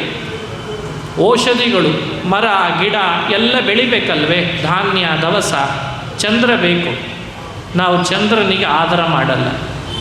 ಚಂದ್ರ ಬೇಡ, ಸೂರ್ಯ ಬೇಡ, ಬೆಳೆ ಕೊಡುವ ಭೂಮಿಯ ತಾಯಿ ಬೇಡ, ನೀರು ಕೊಡುವ ದೇವತೆಗಳು ಬೇಡ. ಆದರೆ ಸವಲತ್ತುಗಳು ಮಾತ್ರ ಸಮಯಕ್ಕೆ ಬಂದುಬಿಡ್ಬೇಕು. ಇವನ್ನೆಲ್ಲ ಕೊಡೋವರಿಗೆ ಧನ್ಯವಾದ ಹೇಳೋದು ಬೇಡ, ಸಮಯಕ್ಕೆ ಎಲ್ಲ ಕೊಡಬೇಕು ನಮಗೆ. ಯಾಕಪ್ಪ? ಇದೇನು ಜೀವನ? ರಾಮಾಯಣ ಹೇಳಿಕೊಡೋ ಜೀವನ ಎಂಥದ್ದು ಅಂದರೆ, ನೀನು ಮಾಡುವ ಕಾಯಕದಿಂದ ಮೊನ್ನೆ ನೀವು ಹುಟ್ಟಾಕ್ಕೊಂಡ ಒಂದು ಕಂಪ್ನಿ, ಒಂದು ಕೆಲಸ, ಒಂದು ಸಂಬಳ, ನಿನ್ನ ಮನೆ ಇಷ್ಟೇ ಅಲ್ಲ. ಜೀವನ ಯಜ್ಞ ಯಾವಾಗ ಆಗ್ತದೆ ಅಂದರೆ, ಕಾಣದೇ ಇರೋ ಒಂದು ಲೋಕ ಇದೆ, ಆ ಲೋಕದಲ್ಲಿ ದೇವತೆಗಳಿದ್ದಾರೆ, ನಿನಗೆ ಅವ್ರು ಕಾಣದೇ ಹೋದರೂ ಅವರು ಕೊಡುವ ವಸ್ತುಗಳು ಮಾತ್ರ ನೀವು ಅನುಭವಿಸ್ತಾನೆ ಇದ್ದೀರಿ. ವಸ್ತುಗಳನ್ನು ಇಸ್ಕೊಂಡು ಅನುಭವ ಮಾತ್ರ ಮಾಡ್ಕೊಳ್ತೀರಾ, ಕೊಟ್ಟವರಿಗೆ ಧನ್ಯವಾದ ಹೇಳಲ್ಲ. ಇದ್ಯಾವ ನ್ಯಾಯನೋ? ಅವರೆಲ್ಲ ನಿನ್ನ ಪರಿವಾರದವರಲ್ವೇ? ಅವರನ್ನು ಪ್ರೀತಿಪಡಿಸ್ಬೇಕು. ರಾಮ ತಾನು ಅಸ್ತ್ರಗಳ ಉಪದೇಶವನ್ನು ಮಾಡಿಸ್ಕೊಳ್ಳುವ ನೆಪದಿಂದ ಆ ಅಸ್ತ್ರದ ದೇವತೆಗಳನ್ನೆಲ್ಲ ಪರಮಾತ್ಮ ಹೀಗೆ ಅಂತ ಅವರನ್ನು ಸಂಪರ್ಕ ಬೆಳೆಸಿ ಸಾಧಿಸಿದ. ಅವರೊಟ್ಟಿಗೆ ಸಂಬಂಧ ಇಟ್ಟುಕೊಂಡ. ಅಂದರೆ ದೇವತೆಗಳೊಟ್ಟಿಗೆ ಯಾರು ಚೆನ್ನಾಗಿ ಸಂಪರ್ಕ ಸಾಧಿಸ್ತಾರೋ ಅವರ ಜೀವನ ನಿಜವಾಗಲೂ ಯಜ್ಞ ಅಂತ ಆಗ್ತದಂತೆ. ಯಜ್ಞ ಅಂದರೆ ಏನದು? ಅದು ಮೊಬೈಲ್ ಇದ್ದ ಹಾಗೆ. ಮೊಬೈಲ್ ನೋಡಿದಿರಿ, ಮೊಬೈಲ್ ಏನು ಮಾಡ್ತದೆ? ಸಂಪರ್ಕ ಸಾಧನ. ಬಹಳ ದೂರದಲ್ಲಿದ್ದವ್ರ ಜೊತೆಗೆ ಸಂಪರ್ಕ ಸಾಧಿಸಲಿಕ್ಕೆ ನಾವು ಉಪಯೋಗಿಸ್ಕೋತಾ ಇರೋದು ಯಾವುದನ್ನು? ಮೊಬೈಲನ್ನು. ನೋಡಿ, ಲೋಕದಲ್ಲಿದ್ದವರನ್ನೆಲ್ಲ ಸಂಪರ್ಕಿಸ್ಬೋದಾದದ್ದು ಮೊಬೈಲ್. ಆದರೆ ಕಾಣದೇ ಇರೋ ದೇವತೆಗಳನ್ನು ಸಂಪರ್ಕ ಮಾಡ್ಬೋದಾದದ್ದು ಯಜ್ಞ ಅನ್ನೋ ಮೊಬೈಲ್ ಅಂತ. ಯಜ್ಞ ಅಂದರೆ ಮೊಬೈಲ್ ಇದ್ದ ಹಾಗೆ. ಇಂದ್ರ ಬೇಕಾ? ನೀನು ಯಜ್ಞ ಮಾಡು, ದೇವತೆಗಳನ್ನು ಸಂಪರ್ಕ ಮಾಡು, ಇಂದ್ರನನ್ನು ಸಂಪರ್ಕ ಮಾಡು. ಯಾಗ ಮಾಡು, ದೇವತೆಗಳನ್ನು ಸಂಪರ್ಕ ಮಾಡು. ಅವನವನಿಗೆ ವಿಹಿತವಾದ ಉತ್ತಮವಾದಂತಹ ಯಜ್ಞ ಅವನು ನಡೆಸಿದ ಅಂದರೆ ದೇವತೆಗಳು ಅವನಿಗೆ ಸಂಪರ್ಕದಲ್ಲಿ ಸಿಗುತ್ತಾರೆ. ಅಂಥ ದೇವತೆಗಳನ್ನು ಪ್ರೀತಿಪಡಿಸೋದೇ ಅವನ ಜೀವನ ಆಗಬೇಕಂತ. ಈ ಜೀವನ ಯಜ್ಞ ಮಾಡುವಾಗಲೂ ಬಂದರಂದರೆ ರಕ್ಷಕ ವಿಘ್ನ ಮಾಡಲಿಕ್ಕೆ ಬಂದರೆ ರಾಮ ಅವರನ್ನೆಲ್ಲ ಥಳಿಸಿ ನಿನ್ನ ಜೀವನ ಯಜ್ಞವನ್ನು ವಿಶ್ವಾಮಿತ್ರನ ಯಜ್ಞದಂತೆ ರಕ್ಷಣೆ ಮಾಡ್ತಾನೆ ಅಂತ ಸಂದೇಶ. ಇಷ್ಟು ಅದ್ಭುತವಾಗಿದೆ ನೋಡಿ ರಾಮಾಯಣ. ಹೀಗೆ ಯಜ್ಞ ರಕ್ಷಕನಾದ ರಾಮ ಅನ್ನೋದರಿಂದ ಇಷ್ಟು ತಿಳುವಳಿಕೆ. ಇನ್ನು ರಾಮ ಶೌರ್ಯ ಮೆರೆದ, ಪರಾಕ್ರಮ ಮೆರೆದ, ಸಮಾಜಘಾತುಕರರ ಸಂಹಾರ ಮಾಡಿ ಶೌರ್ಯ ಮೆರೆದ. ಇದು ನಮ್ಮ ಜೀವನದಲ್ಲಿ ಆಗಬೇಕು. ಸಮಾಜದಲ್ಲಿ ಬಹಳ ಘಾತುಕರು ಬರ್ತಾರೆ, ನಾಸ್ತಿಕ್ಯರು. ಅಂದರೆ ಸುಬಾಹು ಮಾರೀಚನಂಥವ್ರು. ನಮ್ಮ ಸ್ವಂತ ಬಾಹುಬಲದಿಂದ ಅಂತಹ ಸುಬಾಹು ಮಾರೀಚರಂಥವರನ್ನು ನಾವು ಸೆದೆ ಬಡಿದು ಶಿಕ್ಷೆ ಕೊಟ್ಟು ಸಮಾಜದಲ್ಲಿ ಶಾಂತಿಯನ್ನು ಕಾಪಾಡಬೇಕು ಅನ್ನುವ ರಾಮನ ಅದ್ಭುತವಾದ ಸಂದೇಶ ಇಲ್ಲಿದೆ ಅಂತ ಹೇಳ್ತಾರೆ. ತಾಟಕೆ ಯುದ್ಧಕ್ಕೆ ಬಂದಾಗ ಒಂದು ಘಟನೆ ನಡೀತಂತೆ. ತಾಟಕೆ ಘಟನೆ ರಾಮಾಯಣದಲ್ಲಿ ಸುಮಾರು ವಿಸ್ತಾರವಾಗಿ ಹೇಳಿದೆ, ಸಂಕ್ಷಿಪ್ತವಾಗಿ ತಿಳಿಯೋಣ. ರಾಮ ಯಜ್ಞ ಎಲ್ಲ ರಕ್ಷಣೆ ಮಾಡಿ ಒಂದು ಸ್ವಲ್ಪ ದೂರ ಪ್ರಯಾಣ ಮಾಡಿದ್ದಂತೆ. ಪ್ರಯಾಣ ಮಾಡುವಾಗ ವಿಚಿತ್ರ ಬೆಟ್ಟ ಕಾಣಿಸ್ತಂತೆ ರಾಮನಿಗೆ. ಇದೇನು ಬೆಟ್ಟ ಅಂತ ಕೇಳಿದ. ಗುರುಗಳು ಹೇಳ್ತಾರೆ, ಇದೇನು ಬೆಟ್ಟ ಅಂದರೆ ಇಲ್ಲೊಬ್ಬಳು ರಾಕ್ಷಸಿ ಇದ್ದಾಳೆ ಅರಣ್ಯದಲ್ಲಿ. ಇದು ನಿಜವಾಗಲೂ ಒಂದು ದೊಡ್ಡ ಕ್ಷೇತ್ರ ಆಗಿತ್ತು. ಆ ಕ್ಷೇತ್ರವನ್ನೆಲ್ಲ ನಾಶ ಮಾಡಿ ಕ್ಷೇತ್ರಕ್ಕೆ ಬರೋರನ್ನೆಲ್ಲ ತಿಂದು ಅವರ ಅಸ್ಥಿಗಳನ್ನು ಬೆಟ್ಟದಷ್ಟು ಬಿಸಾಕಿದಾಳೆ ತಾಟಕೆ ಅಂತಂದ್ರಂತೆ. ಎಷ್ಟು ಅಸ್ಥಿಗಳು? ಬೆಟ್ಟದಷ್ಟು ಅಸ್ಥಿಗಳಂತೆ. ಮೂಳೆಗಳದ್ದೇ ಒಂದು ದೊಡ್ಡ ಬೆಟ್ಟ ಮಾಡಿಬಿಟ್ಟಿದ್ಲಂತೆ ತಾಟಕೆ. ಎಂಥ ನೀಚತನ ಇತ್ತು ನೋಡ್ರಿ. ಭಾರಿ ನರಹಿಂಸಕಳು ತಾಟಕೆ ಅಂತಂದರೆ. ರಾಮ ಅವಳ ಜೊತೆಗೆ ಯುದ್ಧ ಮಾಡಬೇಕು ಅಂತ ಗುರುಗಳಿಗೆ ಕೇಳಿದ ವಿಶ್ವಾಮಿತ್ರರಿಗೆ ರಾಮ, ಇದು ಕ್ಷೇತ್ರಗಳಿತ್ತು ಅಂತ ಹೇಳ್ತಿದ್ದೀರಿ ಗುರುಗಳೇ, ಇಲ್ಲಿ ಯಾವ ಕ್ಷೇತ್ರ ಇತ್ತು, ಕ್ಷೇತ್ರ ಯಾಕಾಯಿತು ಅಂತ ಕೇಳಿದ್ದಂತೆ. ಅದಕ್ಕೊಂದು ಕಥೆ ಹೇಳ್ತಾರೆ. ಹಿಂದೆ ಕರುಷ, ಮಲದ ಅಂತ ಎರಡು ಕ್ಷೇತ್ರಗಳು. ಈ ಹೆಸರು ಈ ಕ್ಷೇತ್ರಕ್ಕೆ ಯಾಕೆ ಬಂತು ಅನ್ನಲಿಕ್ಕೆ ಒಂದು ಕಥೆ ಇದೆ. ಆ ಕಥೆಯನ್ನು ನೋಡಬೇಕು. ದೇವೇಂದ್ರ ಒಮ್ಮೆ ದೇವಲೋಕದೊಳಗಿದ್ದವನು ಒಬ್ಬ ಅಸುರನ ಸಂಹಾರ ಮಾಡಿದ, ವೃತ್ರಾಸುರ ಅಂತ. ಆ ಅಸುರನ ಕೊಂದದ್ರಿಂದ ಅವನೊಬ್ಬ ವಿಪ್ರನಾಗಿದ್ದ. ಬ್ರಾಹ್ಮಣನಾಗಿದ್ದಕ್ಕೆ ಅವನನ್ನು ಸಂಹರಿಸಿದ ಅಂತ ಬ್ರಹ್ಮಹತ್ಯೆ ಅಂತ ಒಂದು ಪಾಪ ಅವನನ್ನು ಅಟ್ಟಿಸ್ಕೊಂಡು ಬಂದುಬಿಡ್ತಂತೆ. ಏನೇನೋ ಉಪಾಯ ಮಾಡಿದ ದೇವೇಂದ್ರ ಪಾಪ ಕಳೆದುಕೊಂಡ, ಒಂದಿಷ್ಟು ಪಾಪ ಕಳ್ಕೊಂಡ. ಆದರೂ ಪಾಪ ಸ್ವಲ್ಪ ಅವನೊಳಗೆ ಜಿಡ್ಡು ಉಳಿದು ಬಿಡ್ತಂತೆ. ಕೆಲವೊಮ್ಮೆ ಎಣ್ಣೆ ಪಾತ್ರೆಯಿಂದ ಎಣ್ಣೆ ತೆಗೆದ್ರೆ ಜಿಡ್ಡು ಉಳಿತದಲ್ಲ, ಹಂಗೆ ಪಾಪ ಉಳಿದು ಬಿಡ್ತಂತೆ. ಈ ಪಾಪ ಹೀಗೆ ಅಂಟ್ಕೊಂಡಿದೆ, ಏನು ಮಾಡಲಿ ಅಂತ ಶುರು ಮಾಡಿದ. ಬ್ರಹ್ಮದೇವರು ಹೇಳಿದರು, ಋಷಿ ಮುನಿಗಳು ವೇದ ಮಂತ್ರಗಳಿಂದ ನೀರನ್ನು ಅಭಿಮಂತ್ರಣ ಮಾಡಿ ಅಭಿಷೇಕ ಮಾಡ್ತಾರೆ, ಮಾಡಿಸ್ಕೋ, ನಿನ್ನ ಜಿಡ್ಡಿನ ಪಾಪ ಹೋಗ್ತದೆ ಅಂತಂದ್ರಂತೆ. ಸರಿ, ದೇವೇಂದ್ರ ಕೆಳಗಿಳಿದು ಬಂದ.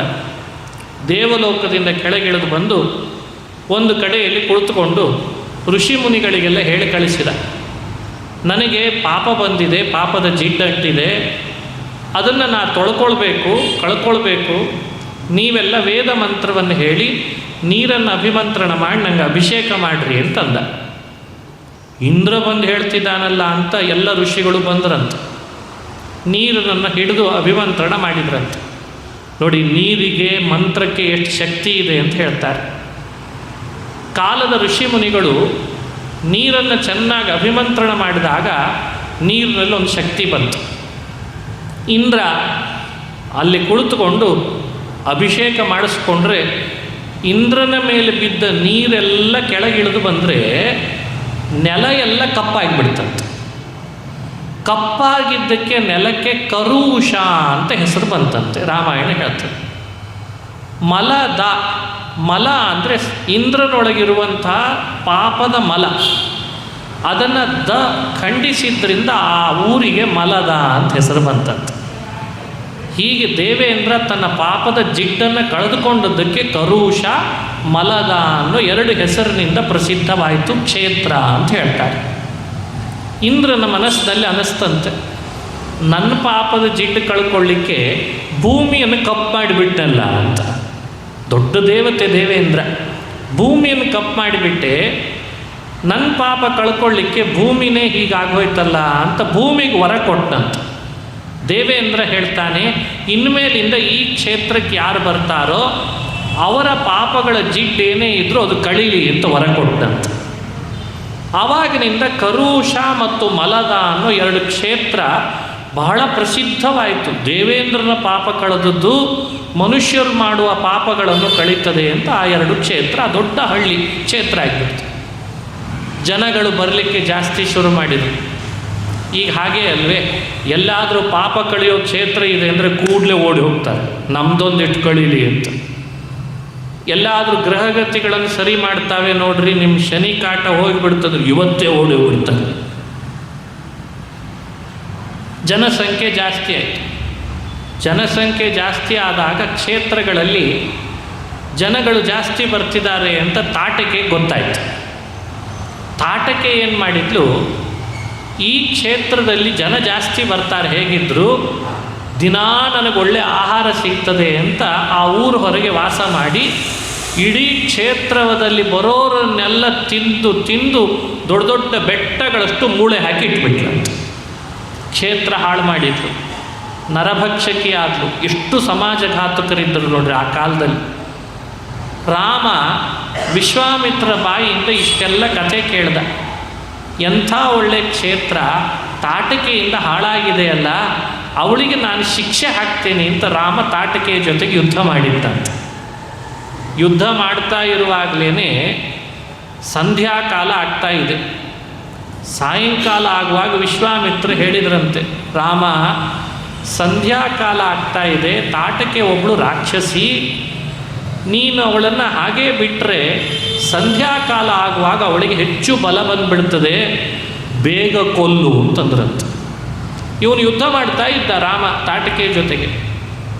ವಿಶ್ವಾಮಿತ್ರ ಹೀಗೆ ಹೇಳಿದ ಕೂಡಲೇ ಸಂಧ್ಯಾಕಾಲ ಹತ್ತಿರ ಬರ್ತಾ ಇರುವಾಗ ಇನ್ನು ಹೆಚ್ಚು ಸಮಯ ತಗೊಳ್ಳೋದು ಬೇಡ ಅಂತ ಬಿಲ್ಲಿಗೊಂದು ಬಾಣ ಹೂಡಿ ತಾಟಕೆ ಎದೆಯನ್ನು ಸೀಳಿ ಅವಳನ್ನು ಕೊಂದ ಅಂತ ರಾಮಾಯಣದಲ್ಲಿ ಕಥೆ ಬರ್ತದೆ.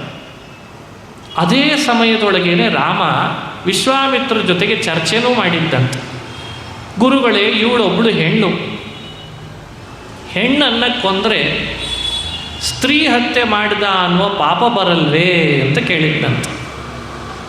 ಲೋಕದಲ್ಲಿ ಹೆಣ್ಣಿಗೆ ಬಹಳ ದೊಡ್ಡ ಸ್ಥಾನ ಇದೆ, ಮೊದಲಿಂದಲೂ ಇದೆ, ಭಾರತದಲ್ಲಂತೂ ವಿಶೇಷವಾಗಿದೆ. ರಾಮ ಈ ಚರ್ಚೆ ಮಾಡಿದ ಅಂತ ರಾಮಾಯಣದಲ್ಲಿ ಬರ್ತದೆ. ಒಬ್ಬಳು ಸ್ತ್ರೀ, ಅವಳನ್ನು ಕೊಂದೆ ಅಂತ ಸ್ತ್ರೀ ಹತ್ಯೆಯ ಪಾಪ ನನಗೆ ಬರಲ್ವೇ ಗುರುಗಳೇ ಅಂತ ರಾಮ ಕೇಳಿದ್ದಂತೆ. ಆಗ ವಿಶ್ವಾಮಿತ್ರರು ಒಂದು ಉತ್ತರ ಕೊಡ್ತಾರೆ ಗುರುಸ್ಥಾನದಲ್ಲಿತ್ತು. ನ ಸ್ತ್ರೀ ಕೃತಂ ಕಶ್ಮಲಮಶ್ನುವೀತ. ರಾಮ, ನೀನೊಬ್ಬ ಕ್ಷತ್ರಿಯ ರಾಜ, ನಿನ್ನಿಂದ ಪ್ರಜೆಗಳ ರಕ್ಷಣೆ ಆಗಬೇಕು, ಜೊತೆಗೆ ದುಷ್ಟರ ಶಿಕ್ಷೆ ಆಗಬೇಕು, ತಪ್ಪಿತಸ್ಥರಿಗೆಲ್ಲ ದಂಡ ಹಾಕಬೇಕು. ನಿನ್ನ ಕರ್ತವ್ಯವನ್ನು ನೀನು ಲಿಂಗಭೇದದಿಂದ ಮಾಡದೇ ಇರಬಾರ್ದು ಅಂತಂದ್ರಂತ. ಸ್ತ್ರೀ ಆಗಲಿ ಪುರುಷರಾಗಲಿ ತಪ್ಪು ಮಾಡಿದ ಮೇಲೆ, ಸಮಾಜಘಾತುಕ ಕೃತ್ಯಗಳನ್ನು ಮಾಡಿದ ಮೇಲೆ ಶಿಕ್ಷೆಗೆ ಗುರಿಪಡಿಸಲೇಬೇಕಾದದ್ದು ಕರ್ತವ್ಯ, ಧರ್ಮ. ರಾಮ ಬಂದಂಥ ತಾಟಕ್ಕೆ ಕೇವಲ ಸ್ತ್ರೀ ಅಂತ ನೀನು ಅವಳನ್ನು ಬಿಡಬೇಡ, ಅಲ್ಲಿ ನೋಡು ಆ ಮೂಳೆಗಳ ರಾಶಿ ಎಷ್ಟು ಬಿದ್ದಿದ್ದಾವೆ, ಅಂದರೆ ಇವಳು ಎಷ್ಟು ನರಭಕ್ಷಕಿಯಾಗಿದ್ದಾಳೆ ಅಂತ ನೀನು ಯೋಚಿಸು. ನೋಡಿ, ಇದು ನಮಗೆ ಕೊಡುವಂಥ ಸಂದೇಶ. ಲೋಕದೊಳಗೆ ಹೆಣ್ಣಾದರೂ ಸರಿ ಗಂಡಾದರೂ ಸರಿ ಸಮಾಜಘಾತುಕ ಕೃತ್ಯಗಳನ್ನು ಮಾಡಿದ್ದಾರೆ ಅಂದಮೇಲೆ ಅವ್ರಿಗೆ ಶಿಕ್ಷೆ ಆಗಲೇಬೇಕು. ಅದನ್ನು ವಿಶ್ವಾಮಿತ್ರರು ಹೆಚ್ಚು ಎಕ್ಸ್ಪೋಸ್ ಮಾಡಿದರು. ಇಲ್ಲದೆ ಹೋದರೆ ಬೆಟ್ಟದಷ್ಟು ಮೂಳೆಗಳಲ್ಲಿ ಬೀಳಲಿಕ್ಕೆ ಸಾಧ್ಯನಾ? ಬೆಟ್ಟದಷ್ಟು ಮೂಳೆ ಬಿದ್ದಿದ್ದಾವೆ ಅಂದರೆ ಎಷ್ಟು ರಾಕ್ಷಸರು, ಎಷ್ಟು ಮನುಷ್ಯರನ್ನು ತಿಂದು ತೆಗಿರಬೇಡ ಅವನು. ಇದನ್ನು ವಿಶ್ವಾಮಿತ್ರರು ಹೇಳಿ ಆ ರಾಮನನ್ನು ಸಮಾಧಾನಪಡಿಸಿದರು. ಒಪ್ಪಿಕೊಂಡ ರಾಮ, ಹೌದು ಅಂತ. ನೋಡಿ, ಜಗತ್ತಿನೊಳಗೆ ತಾಟಕೆ ಅಂಥವರು ಕೂಡ ಬಹಳ ಇರ್ತಾರೆ.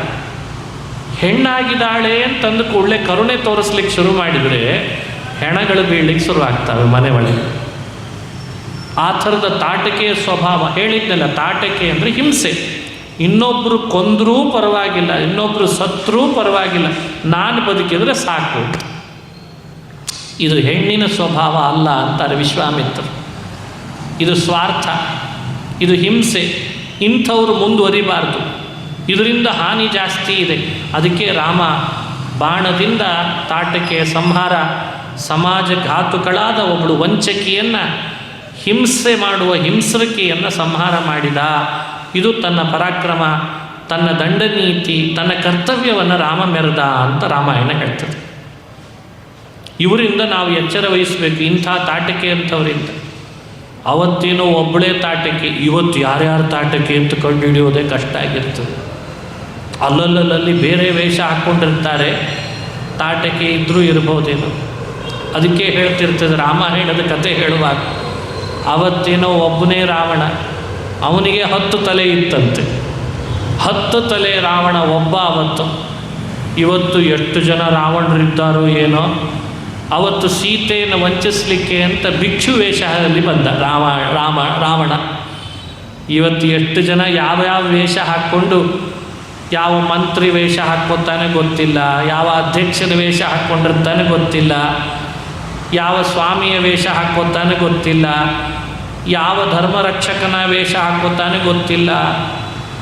ರಾವಣ ಅವತ್ತು ವೇಷ ಬದಲಾಯಿಸಿಕೊಂಡು ಸೀತೆಯನ್ನು ಅಪಹರಿಸಿದಂತೆ ಇವತ್ತು ಅನೇಕ ಕಡೆಯಲ್ಲಿ ರಾವಣರು ಬಹಳ ಇದ್ದಾರೆ. ರಾವಣರು ಬಹಳ, ತಾಟಕೆಯರು ಬಹಳ, ಸುಬಾಹು ಮಾರೀಚನಂಥವರು ಬಹಳ. ಅಂದರೆ ರಾಮಾಯಣದ ಕಥೆ ಅಂದಷ್ಟೇ ನಡೀತು ಅಂತಲ್ಲ, ಇಂದೂ ಕೂಡ ಅವರೆಲ್ಲ ಹೊಸ ಹೊಸ ಹೆಸರಿನಿಂದ, ಹೊಸ ಹೊಸ ವೇಷದಿಂದಿರ್ತಾರೆ. ಅವರನ್ನು ಎಚ್ಚರಿಕೆಯಿಂದ ನಾವು ದೂರ ಇಡಬೇಕು ಅನ್ನೋ ಸಂದೇಶವನ್ನು ರಾಮಾಯಣ ತಿಳಿಸ್ತದೆ. ರಾಮ ಗುರುಗಳ ವಿಶ್ವಾಮಿತ್ರ ಆದೇಶದಂತೆ ವಿದೇಹ ನಗರಕ್ಕೆ ಅಂತ ಪ್ರಯಾಣ ಬೆಳೆಸಿದ. ವಿದೇಹ ನಗರಕ್ಕೆ ಬರುವಾಗ ರಾಮನ ಮುಂದೆ ಒಂದು ಚಿಕ್ಕ ಘಟನೆ ನಡೀತು ಅಂತಾರೆ. ಕೆಲವರೆಲ್ಲ ಋಷಿಕುಮಾರರು ಊರು ಹೊರಗೇನೆ ಕೈಯಲ್ಲಿ ದೊಡ್ಡ ದೊಡ್ಡ ಬಂಡೆಗಲ್ಲು ಹಿಡ್ಕೊಂಡು ನಿಂತಿದ್ರಂತೆ. ಆ ಬಂಡೆಗಲ್ಲನ್ನು ರಾಮ ಬರಲಿ ಹಾಕಬೇಕು ಅಂತ ವಿಶ್ವಾಮಿತ್ರರು ದೂರದಿಂದಲೇ ನೋಡಿ ಪತ್ತೆ ಹಚ್ಚಿದರು, ಕಲ್ಲು ಹಿಡ್ಕೊಂಡು ನಿಂತಿದ್ದಾರೆ ಋಷಿಕುಮಾರರು ಅಂತ. ಲಕ್ಷ್ಮಣನಿಗೆ ರಾಮ ಹೇಳ್ದ, ಯಾಕೋ ಋಷಿಕುಮಾರರೆಲ್ಲ ಕಲ್ಲು ಹಿಡ್ಕೊಂಡು ನಿಂತಾಗಿದೆ ವಿಜಯನಗರದಲ್ಲಿ, ಏನು ಒಂದು ಸ್ವಲ್ಪ ವಿಚಾರಿಸು, ಏನಾದರೂ ಪ್ರತಿಭಟನೆ ಮಾಡ್ತಿದ್ದಾರೋ ಏನೋ ಅಂತ. ಕೆಲವೊಮ್ಮೆ ಪ್ರತಿಭಟನೆ ಅಂತ ಇದ್ದಕ್ಕಿದ್ದಾಗೆ ಶುರು ಆದರೆ ಕೈಯಲ್ಲೆಲ್ಲ ಕಲ್ಲು ಹಿಡ್ಕೊಂಡು ನಿಂತು ಬಿಡ್ತಾರೆ. ಲಕ್ಷ್ಮಣ ಎಲ್ಲ ಋಷಿಕುಮಾರರ ಹತ್ರ ಮೊದಲು ಹೋಗಿ, ನಮ್ಮ ಅಣ್ಣ ಬರ್ತಿದ್ದಾನೆ, ವಿಶ್ವಾಮಿತ್ರ ಬರ್ತಿದ್ದಾರೆ, ವಿಚಾರಿಸು ಅಂತ ಹೇಳಿದರು ಋಷಿಕುಮಾರರೇ. ನೀವೆಲ್ಲ ಯಾಕಿಂತ ಕಲ್ಲು ಹಿಡ್ಕೊಂಡು ನಿಂತಿದ್ದೀರಿ ಅಂತ ಹೇಳಿದ್ರಂತೆ. ಅದಕ್ಕೆ ಅವರಂದರು, ನಿಮ್ಮ ಅಣ್ಣ ರಾಮ ಈಗ ತಾನೇ ಕಲ್ಲನ್ನು ತೊಳೆದು ಹೆಣ್ಣು ಮಾಡಿದ್ದಂತೆ, ನಮಗೆ ಯಾರು ಕನ್ನೆ ಕೊಡೋರಿಲ್ಲ, ನಾವೆಲ್ಲ ವೇದ ಓದಿದ ವೈದಿಕರು ಅಂತ ನಮ್ಮನ್ನು ಎಲ್ಲರೂ ರಿಜೆಕ್ಟ್ ಮಾಡ್ತಿದ್ದಾರೆ.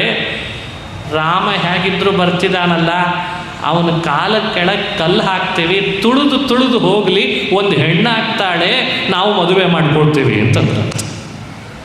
ಹೀಗೂ ಒಂದು ಉಪಕಥೆಯನ್ನು ರಾಮಾಯಣದಲ್ಲಿ ನಡೀತು ಅಂತ ಹೇಳ್ತಾರೆ ಅದ್ಭುತವಾಗಿ. ಕಲ್ಲು ಹಿಡ್ಕೊಂಡು ನಿಂತದ್ದು ಉದ್ದೇಶ ಕನ್ಯೆ ಆಗ್ತಾಳಲ್ಲ ಅಂತ. ಹೀಗೆ ಹಾಸ್ಯದ ಕಥೆಯನ್ನು ಹೇಳಿಯೂ ರಾಮಾಯಣದಲ್ಲಿ ಮನುಷ್ಯನಿಗೆ ಹೇಗಿತ್ತು ರಾಮಾವತಾರದ ಕಾಲದಲ್ಲಿ ಅನ್ನೋ ವಿಶೇಷತೆಯನ್ನು ನಮಗೆ ವ್ಯಾಖ್ಯಾನ ಮಾಡ್ತದೆ. ಭಾಳ ಅದ್ಭುತ. ಯಾಕಂದರೆ ಅಷ್ಟು ಕಡೆ ಹಬ್ಬಿತ್ತಂತೆ ರಾಮ.